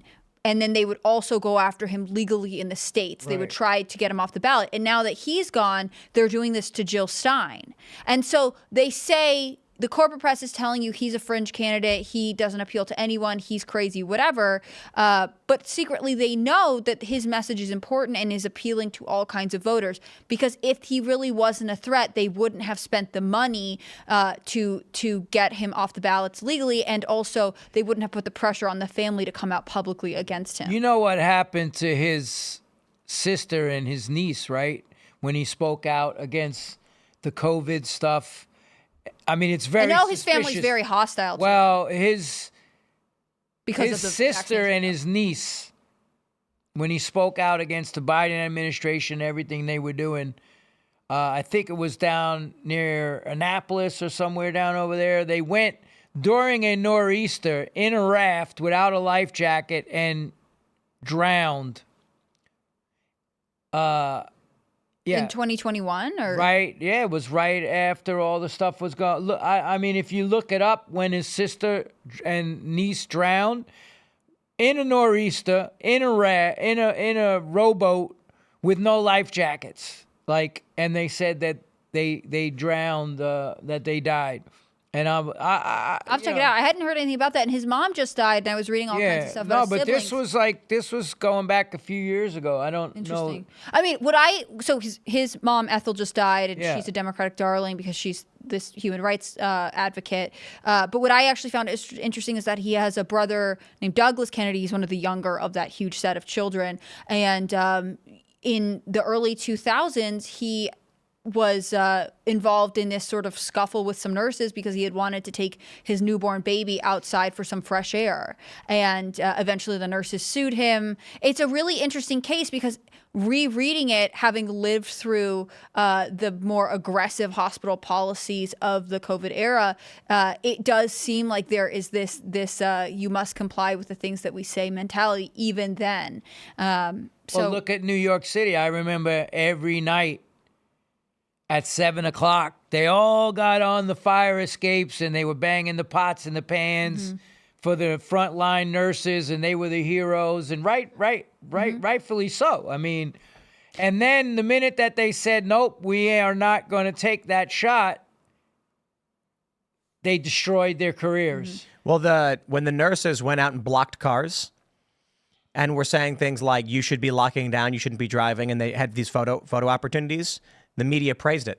Yeah. When there were doctors and nurses saying, I don't want to be forced to undergo a vaccine mandate, they were attacked as anti-vaxxers. Exactly. So it's like they're frontline heroes when they're standing in front of cars in New York City, but that's it. So Douglas Kennedy was sued by these nurses, and one of the things he said in the deposition that I find interesting is, he's Kennedy, so he's obviously going to pursue a career in media or politics, and he said this ruined my career. I cannot get past this because having even the illusion that I had been aggressive with nurses is you could never overcome it because nurses are saints, as they should be. But in this case, he felt like the nurses went after him wrongly. They were basically accusing him of kidnapping his child. He said that he had permission from his wife's physician and the other nurses on call. It's a really interesting story. But even then, and this was a decade before COVID, this challenge of, there are hospital workers who do amazing work, who work really hard, who work in difficult circumstances, and we want to respect them, versus the potential creep of authoritarianism in American culture was there. Absolutely. Yeah. I mean, I was in ground zero for the whole thing in the city, and I couldn't believe. It's amazing that they were able to pull that off. The lockstep just around the entire planet. They really rolled out this whole agenda that they plan on pulling off, this 2030 crap that they got planned for everybody. And it's like, do you think they could get that kind of compliance out of the American public again? I think they're not going to be able to do it over something like a virus, but, I was in New York City for 9/11. It'll be something else. They'll pull something else, and we'll see. Fear is caused people to give up their rights. And look, what did they pass after 9/11? And they labeled it the Patriot Act. There was nothing patriotic. All right, we're going to go to Super Chat. So if you haven't already, would you kindly smash that like button, subscribe to this channel, and share the show if you do like it. Become a member by going to timcast.com and clicking sign up, or join us. That members-only show is going to be coming up in about a half an hour. You don't want to miss it. It's going to be fun. Not so family-friendly, but always fun and funny. And you as members get to call and talk to us and our guests. Well, let's grab some Super Chats. We got Alpha Turkey, who says, real men are afraid of women. Well, okay, if you say so. Scooby Dragon says, howdy, people. Howdy. Howdy. Elf Tree Hug says, true unofficial poll. I walk around my California neighborhood. I see more Trump than Harris signs. And the ones with signs and decor, The Trump ones have way better Halloween decorations. So we were in Newtown over this weekend, and we went to Philly. And we were just driving around Philly neighborhoods, and we saw a bunch of Trump flags everywhere. There were, I think it was fairly 50-50. We did see some Harris Waltz, but the Harris Waltz ones were little. There'd be like a little sign here and there or something. The Trump ones, one in the window, one big flag on the front of a building. So it's hard to know for sure, but I can't say the fact that there are any Trump flags in a major urban center was kind of wild. Kind of wild. Yeah, I feel like, we were talking about this the other day. I feel like the stigma of, supporting Trump has been lifted for a lot of people. And I think that that's part of why Trump is actually doing well in the polls, because I do think that there are still people out there that don't want to admit it. But I think that it's significantly less. The whole Trump is a racist thing to me, that's a wrap, because you see all the rappers and all the African American people and Spanish people now are like, yo, like, I'm Trump. Like, yeah, I'm for Trump. I mean, you remember the Rainbow Coalition in the late 80s and 90s, and Trump was, working with Jesse Jackson and stuff. He got an award from the NAACP, like given to him by Jesse Jackson. He financed Jesse Jackson's the guy is like, I remember going to fights at the Taj Mahal, and Trump was hanging out with Tyson, and listen, you could say anything you want about the dude, but to start saying he's a racist and run on that when, like, the dude. Well, and in contrast, the dude hung out with everybody in New York. He was hanging out with all the rappers. He's from New York. He's like a New York Democrat in the 80s, 90s, and aughts. He was on The View. They loved him. Yeah. Oprah loved him. They all turned on him once he became the Republican candidate and won the presidency. His entire 4 years. I mean, look what he accomplished in 4 years. And it's like, he was dealing with lawsuits and all kinds of stuff. If they would have just let him do his job, like, it's just crazy. Like, and in contrast, we had Biden say, if you don't vote Biden, you're not really black. And then we have Kamala Harris, who was constantly only referencing and courting her voters based on race. There is a racially obsessed party in America, but I do not think it's the Republicans. Them. Yeah. It's them. Like, it's just. Let's jump to this next. We got this one from Carly. Tim, get Ronnie Radke on the show. Looking at you, Phil. I would love to get Ronnie, but he's a very busy guy. Very busy. Busy indeed. Zachary Rossfeld says, hey, I miss you. LOL, love you guys. What's your take on the new guy on Newsmax during your time slot? I'm not a fan. I choose you. I wouldn't know. I'm live in this time slot. Does anybody know who that is? No one. We're all live. Yes, we are also live and are unaware of who is on Newsmax when we are on our show. But we are on X. Kitty says, the assassination thing feels like someone with plausible deniability who is supposed to be in Trump's inner circle and get access with Trump when Trump would be vulnerable. Maybe, but Gary Marks says, Vem said in his video statement, the body cam will show he was the one who voluntarily informed cops he had weapons in the trunk. Interesting. Chewy Rocha says, live what y'all do. Love what you do.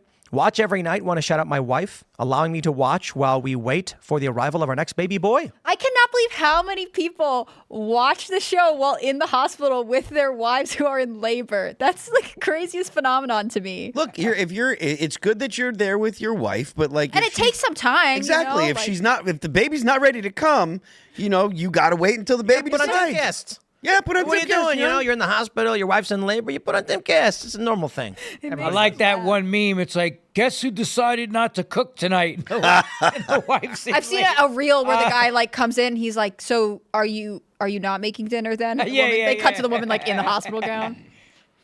All right, Lost Ronan says, on YouTube, I get about 20-1 Kamala to Trump ad ratio. Seems shady to me. No, let me explain.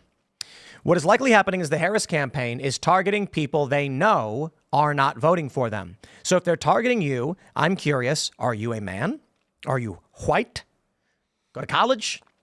Because likely what they're doing is they're going on Google Ads and they're saying, play this ad for white men who didn't go to college. That's who they need to improve with. Trump doesn't need to convince you to vote for him because you're already going to do it. Kamala does, so she's blasting you with ads. All right, Edward says, Dana Perino on Fox Newsroom. It wasn't Martha McCallum, was the old one, or She has been, yeah. I don't know if she's on, if she's on now. was she the one previously? Dana Perino's on there now. I'm not sure. It probably was. Yeah, it had to be Martha. I think it was Martha McCallum, yeah. Yeah. Perino's great. She's good. Josh says, if Kamala does Fox, I hope he asks her to remove her earrings. That would be silly. That'd be silly. I mean, look, I've not seen her do a good interview yet. I doubt the earrings are listening devices or whatever. If they are, it's not working. Yeah. Did you see when the teleprompter went out and she Well, I don't know if that's true because the prompter is usually for the moderators. I tweeted that one. I deleted it because there was one before that I didn't, that I said this, when they said that Oprah had they said she had a teleprompter with Oprah, and then I watched and they were wrong because the transcript didn't line up. But this next one I saw a bunch of people reporting that Kamala was asking a question from the teleprompter, and I read it and I couldn't tell the difference between the transcript, so I tweeted it, but I deleted it because I believe that the prompter was likely for the moderator. I don't think Kamala's using a moderator. I mean, using a prompter, because then she probably would sound more coherent if she was. So, all right. Ossery says he was also at the RNC going live talking about the venue. He had VIP passes at the rally. Doesn't sound like someone out to harm Trump. Agreed. Drifter says, when you say your promo code for MyPillow and you say no other code, throw in a little joke for Jack, especially not some guy named Posobiec. It's not about him. There are a lot of people trying to use those pillow codes. We don't need them. I don't even know Use who they're promo talking code Tim. about. Yeah, what are you talking about? Yeah. No idea who that guy is. Even though I just went to an event and spoke with him.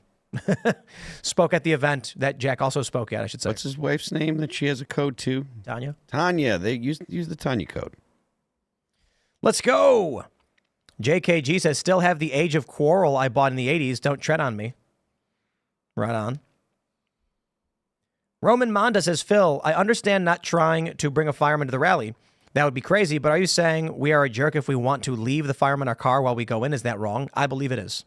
I mean, because someone's going to go in your car and take it, and you're going to wonder how it is that crooks got a gun into this rally. Especially, I just don't think it's worth it. Secret Service needs to be the only people, and it's.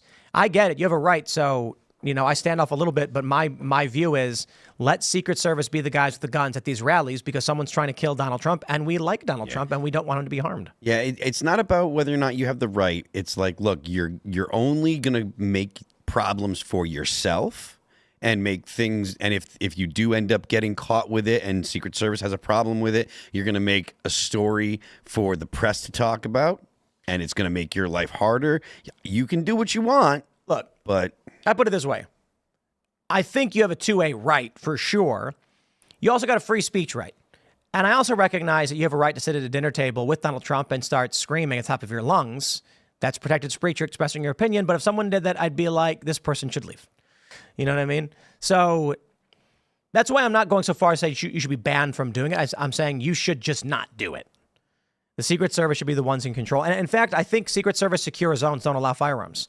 So we can have a debate over whether the law should or should not exist, but I do believe you are not legally allowed to bring weapons. Yep. I can say this for going to Mar-a-Lago. They got signs everywhere saying Secret Service secured zone, firearms not permitted. Yep. You can't bring in weapons. Especially unless you're in the bushes with well, the guy got arrested. You can't do it. The guy got arrested because he was trying to kill Trump. So no, you can't. And people should not bring weapons to a Trump. Why is it like the people that are against Trump? And where's the violence toward the other? You know what I'm saying? It's like it's good that there's because no violence. Because people on the right know what's going on and know the truth and want to see legal justice against those who are committing crimes. And they want to see people like Kamala Harris voted out. And the people on the left live in crackpot Wally conspiracy world where they think that Trump is the reincarnation of Adolf Hitler and they've lost their minds. All right, let's grab some more super chats. Misfit Brett says, I'm all for free speech, but corporate media that has a monopoly on informing the public shouldn't be allowed to knowingly lie on any platform. How does that help the public? It's scamming the public. Maybe there's it's a challenge. because you need to be able to prove a lie versus being wrong. And if there was a legal, the reason why we have anti-slap legislation is that you might be, a low-level journalist, put out a story and a billionaire sues you into oblivion because they don't like the story and the story's true. So they create a mechanism by which you can't do that, but then there's no simple solution to fixing this. Well, Elon Musk said to Tucker in that same interview I was referencing earlier that if they get in, Kamala Harris, what they're going to do with his platform is they'll just sue him into oblivion. If anybody does anything and they posted about something on X and that causes somebody to do something, that he can be sued. And Tucker asked him if he's worried about his platform being taken down, and he's like, that's how they're going to do it. They'll pass some law or, to me, I'm a big advocate of First Amendment. I believe like every side should be able, if you're not calling for violence, and everybody has a right to have free speech and voice their opinion. And yeah, it's like, it's actually become where like violence is threatened against you for speaking up what you feel. Well, the left says you don't have a right to speak, but they have a right to threaten you with violence, and then nothing happens. All right, here we go. Zach Trade says, thanks for the drumstick, Phil. Snuck my 4-year-old daughter into the VIP at the Albany show. You said you would try to get a stick to her. You solidified a new metalhead that night. 'Twas my 7th show. Sick. Glad to hear it. Raising a new generation of fans. Got to get them. Can we get some new punks? Yeah, Salty says everybody wants to be punk until it's time to do punk-ish. Everybody's punk until it's time to do punk things. That's a good one. I feel like there's not a current punk movement like Look of what new they guys did. coming up. Look what they did to Johnny Rotten. Yeah. Like, dude, it's disgusting. The Sex Pistols, like, they kicked the dude. They're doing a tour right now without Johnny Rotten, and I'm That's like, what happened to Mighty Mighty Bosstones, Dickie Barrett. Yeah. If you look, you look at like the hardcore scene right now, the young crowd, it's all full of woke people. It's crazy. It's crazy. It is absolutely. How did that happen? What happened? Because it's not actually underground anymore, I think, honestly. And I think the older dudes let them get a pass on like doing all this crap. And I'm like, as soon as I started speaking up against everything, like I had people threaten me, and I'm like, all right, here's where I'm gonna be. Show up. Yeah. Nobody showed up. Of course. I have a theory that I want to hear your opinion on. So like underground stuff, you used to have to go out and find it, right? Like when I got into like death metal and stuff, I had to go and look for death metal bands. I had to go to like the certain record store that had hardcore and metal and like the underground stuff. Nowadays, because you don't have to look for it anymore, all you have to do is go and do a Google search, right? I feel like there's no real underground anymore because without that effort that you have to put in to find the underground, it's just another form of music. And maybe it's not as popular, but it's not underground and dangerous the way that it used to. What do you think of that?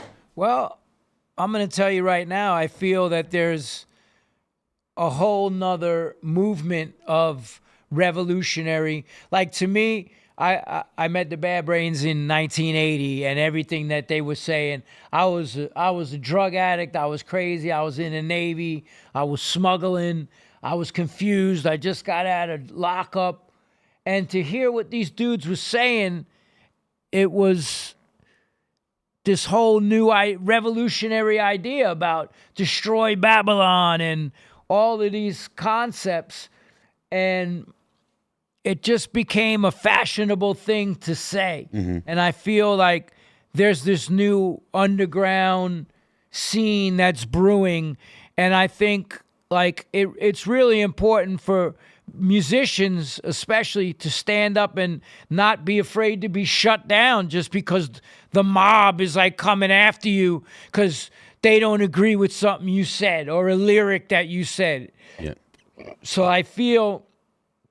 And I said this too in my memoir. I said that punk rock has been homogenized and dumbed down for mass consumption.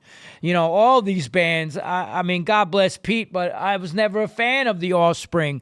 I grew up on the more radical Discharge and Bad Brains and the DKs and the bands like that. So to me, I was like never. The Offspring had a handful of songs back in the day. They had Tehran.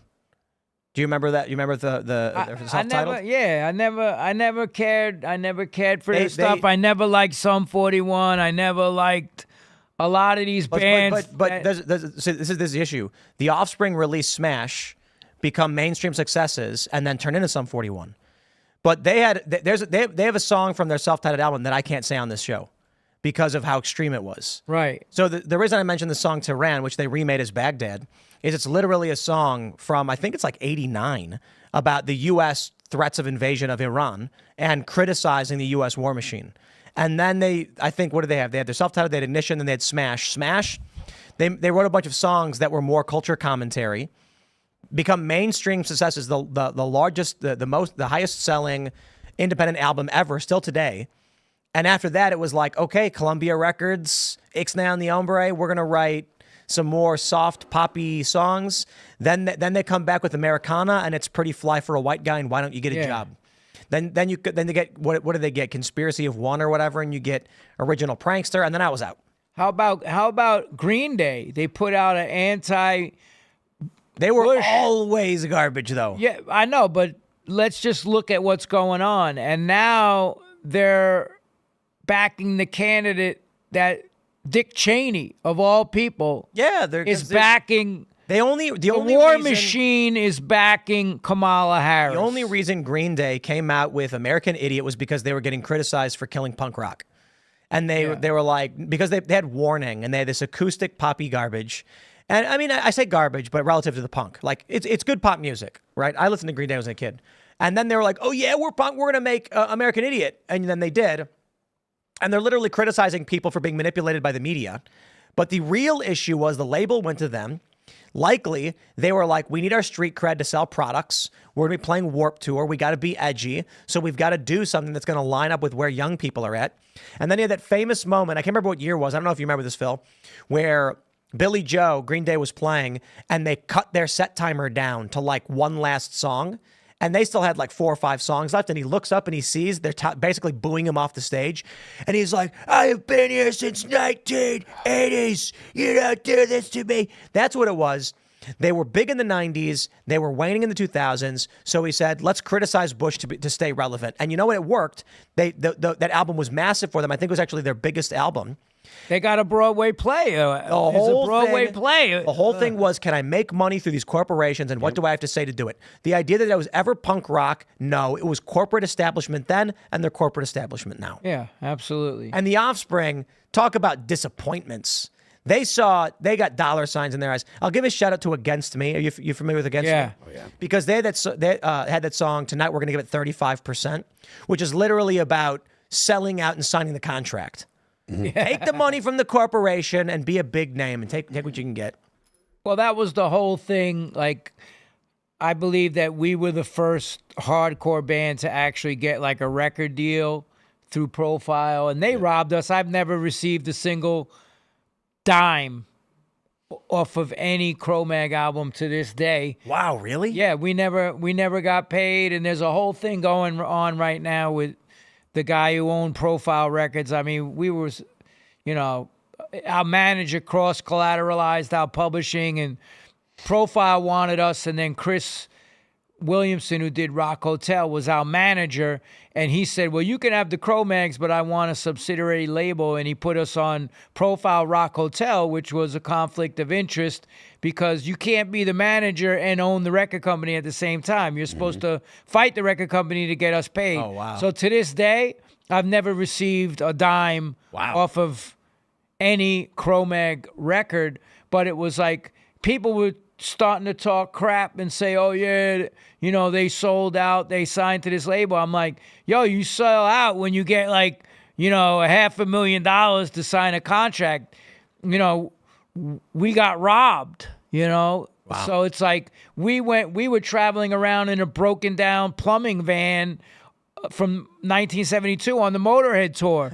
Lemmy was laughing about it. Like, when are you guys going to break down again? Like, Brutal. sleeping on people's floors. And, this whole thing that came around in the 90s and then, I got to get the record deal and I'm on salary and the tour bus and the tour support and all this stuff. I'm like, you never paid your dues, dude. Like, It was always corporate. All right, we got this from Larissa. Obligatory super chat for Hannah Claire. I'm currently in the hospital to deliver mine and my husband's fourth baby. I've watched regularly since 2020, and I listened to IRL with my last L&D stay in 2021. These are the best super chats. I'll give you my obligatory congratulations on surpassing the replacement rate. I think if you have 2 more, you're double replacement. So just keep that in mind. But yeah, have a safe labor. The question So is, did they conceive the child listening to the podcast? I don't want to know that. Is this like the guy, the dad is with the wife and they're holding hands while she's in labor and the baby's coming and he's holding up the phone? It's like, just hold on, turn the volume up. Stop that crying. I hope everything goes smoothly. I hope your labor is very safe. Yes. Hare Krishna. Saying the mantra for you there. Oxio says, Phil is divine. Cheers. Jeffrey Jackson says, just want to plug the Tucker interview with Harmeet Dillon. She talks about Kamala's long history of unethical and illegal activities with receipts. Ooh, Harmeet's good. Yeah. Yeah. JTRW says, I've never seen a presidential candidate get up after being shot, shout, fight, fight, fight. That's the most badass thing I've ever seen a former and likely current president do in my entire life. And I'll say it again, because the Democrats go, what an idiot. He stood up while getting shot. And it's like, yeah, and if he fell down and crawled away, you'd say, what a loser. He was crawling and hiding. So the only thing he could do was take a strong position, a position of strength. And that's what he did. And he went back to Butler. Yep. He did. That was pretty wild. And he started by saying, as I was saying. Yeah. And the crowd just freaked out. They were so happy. So good. As I was saying. I mean, the thing is, everybody's talking about that whole first thing in Butler. Nobody brings up the fact somebody was killed. They talked about it a lot at the rally. I think that was No, but I'm saying media doesn't the talk media's about it very much. It's lip service. They'll acknowledge it maybe. Yeah. But I don't think that's true of like the MAGA Trump supporters that went out there. I think it's very much on their minds that this was, deeply personal on a lot of levels. JTRW says, just want to say the lead singer of All That Remains being on the show is so badass. I grew up listening to that music. Cheers, man. Thank you. And still, you grew up today with more of it. Mm-hmm. New album. What's the timeline on the next album? Got another song coming very soon, very, very soon. And then the record will announce, I think we're going to announce in December when it comes out. So wait. So you've released Divine the single. We've released 3 songs. We're going to do a 4th. And then I think when we release a 5th song, then we're going to announce when the record comes out. Can I make a plug here? Sure. So Blood Clot, my new band with Tom Capone, Darren, and Christian from, he plays with Cypress Hill. Okay. And Violence, and he was in Fear Factory. Yep. We're doing an EP. Nice. So we'll keep an eye out. Shows together. Absolutely. All right. Awesome, We'd love man. to open up for you guys. That'd be sick. That'd be real sick. Absolutely. I assume Tim and I get to come too. We get to tour with you. Of course. My idea too was to have these concerts of everybody that's like revolutionary now, no matter what genre of music. Like if you're reggae and you're speaking out against the establishment, if you're country, if you're rock, if you're punk, if you're hardcore, I want to do this. My idea is to do a festival. Yeah. Great minds think alike. Angela McArdle, we were at the Rescue the Republic event talking about this. That's it. And so she's very clever and very good at the stuff we've been talking. So What do you think? Can I ask a question? Because sure, my friend went there. Why do you think the turnout for that was? They didn't market it at all. I didn't even know it was happening, and I live here. Yeah. And then this is a true story. So I go to Allison, and I was like, I think I saw something from Pete where he said he was going to be in D.C. And then I was like, oh, hey, Allison, the Defiant's playing D.C. Do you want to go? And she's like, oh, yeah, because we love those guys. And it's a great show, and we're friends. And then I was like, I looked it up on my phone. I'm like, oh, actually, it's like this big political thing going on. Yeah. And that was like a week before. So I texted Angela. I was like, hey, can I come to this? And she's like, sure. Like, we'll get you passes and everything. And I was just like, why didn't they invite me? Are they mad at me? Like, I would have promoted. I told her, I was like, if you had told me about this when it was confirmed, I would have shouted out every night on the show, and we would have quadrupled turnout. We would have made it a big thing. Because he was huge online, but nobody knew it was there. I was thinking, like, just after the whole January 6th thing, that a lot of people just didn't know what the hell was going to go down, or nobody knew. Bad marketing, right? Bad marketing. Online, it was huge. They got like 1 million hits. Yeah. And in person, I still think it was a couple thousand. So, but it should have been 10, 20,000. Exactly. And you know, watching the Defiant play is always incredible. So I was adamant. I was like, when the Defiant goes up on stage, I want to be backstage watching that. Shout out to Mike Ness from Social D, bringing them out on the West Coast tour. Yeah, they're opening up for Social Distortion. And I asked him, I was like, because obviously, you know, if you got a bunch of members of the band who are pushing back on a lot of this stuff, speaking out against it, I was like, so it sounds like Social D's actual punk rock. And they're like, yep. Gotta watch. I was getting ready to curse there. Absolutely. I love Mike Ness, man. Like, I go, you know, remember him from way, way, way back. And all right, everybody, smash that like button, subscribe, share the show with everyone you know. Leave us a good review if you're listening on Apple Podcasts or wherever you get your podcasts. Just 5 stars. You can follow me on X and Instagram at Timcast. Go to timcast.com, click join us, become a member to support the show and to watch that members only show, which is coming up in a few minutes. You don't want to miss it. Not so family friendly, but always fun and funny. So also, again, I'll say it, smash the like button. John, you want to shout anything out? Want to give a shout out to my boy Skid from New York. He's the one. He actually turned me on, to your podcast and everything a while back, and I was like watching a lot of the episodes, and he was like, dude. And I reached out to you on, like, he told me to reach out to you and, you know, Instagram, whatever. You never got back to me, but then he goes, yo, they just had Dickie and Pete on, and you should, so then I hit up, Dickie and Pete, and they said they put me in touch with Cassandra, but Skid, he's the man, shout out to you in New York City, brother, man, much love, and staying true to speaking up for the... Pete plays drums for us, and it's an honor and a privilege.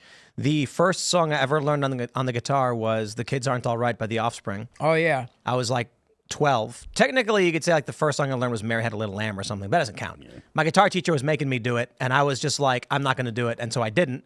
And then when I came back in, he asked me if I had figured out. Only on the high E did I play "Mary Had a Little Lamb," and I was like, no, but I can play. And then he was like, let me show you how to do that right, because my hands were all wrong. But so it is pretty wild to then later in life get to meet Pete and have him work on music with us. So it's a childhood dream come true. Can I just shout out the new book, Destroying Monsters? It's my battle with addiction. I lost my brother to it.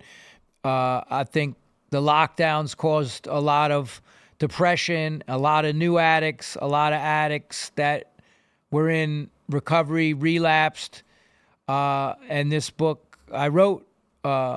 I started about 3 years ago. My brother passed away. He was a disabled veteran. During the lockdowns, they isolated him, and he just slipped away and through depression and stuff like that. But I got quotes back here from, Joe Rogan, Frank Grillo, a bunch of people. But it's my journey with addiction is the first half, and then the second half of it is, how to overcome it. I got 23 years clean and sober now. And it's available on my website, John Joseph Discipline. Right on. .com. And, cool. So, yeah, pick it up, man. If you're struggling, I look at it like I call it my recovery tribe, and everything we're doing, we have to look out for other people and have compassion. And I feel everything that's gone on is been so divisive to everybody in this country. Everybody's at each other's throats, and I think we need to come together, stand up, fight for our rights, and help each other out. Enough of this backstabbing and cutthroat mentality that seems to be getting worse and worse and worse. Yeah.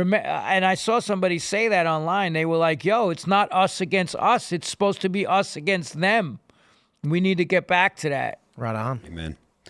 I am Phil That Remains on Twix. I'm Phil That Remains Official on Instagram. The band is All That Remains. You can check out our new video for Let You Go, Divine, and what's the third one? I always forget. What was the On one YouTube. where? What was the last one you released? That's the one I forget. The one I think you it's. forget. I think it's No Tomorrow. Yeah, it's No. I think Tomorrow. "Let You Go" was the one I'm thinking of. Let You Go was the This dude's voice, It's great, huh? thank you. amazing, Thank you. amazing. Yeah, for No Tomorrow. You can check those out on YouTube. The band, like I said, it's All That Remains on YouTube. Check us out, Hannah Claire. It's been so fun having you here. I was glad to hear about your Yeah. perspective, especially being in New York during one of the most crazy times in modern American The history. most insane time of my life, and that's saying a lot. Yeah, that does sound like it's That saying a is lot. saying a lot. I'm Hannah Claire Brimlow. You can catch me on this show. You can also find me on Instagram at hannahclaire.b. You can find me on Twitter at hannahclaireb. Thanks for everything you guys do. Congratulations to all of the new parents out there and the laboring moms. I hope your husbands stop watching the show soon so they can pay attention to you. Okay, Keep have a having good kids. night. Yeah. We will see you all over at timcast.com in about 1 minute. Thanks for hanging out.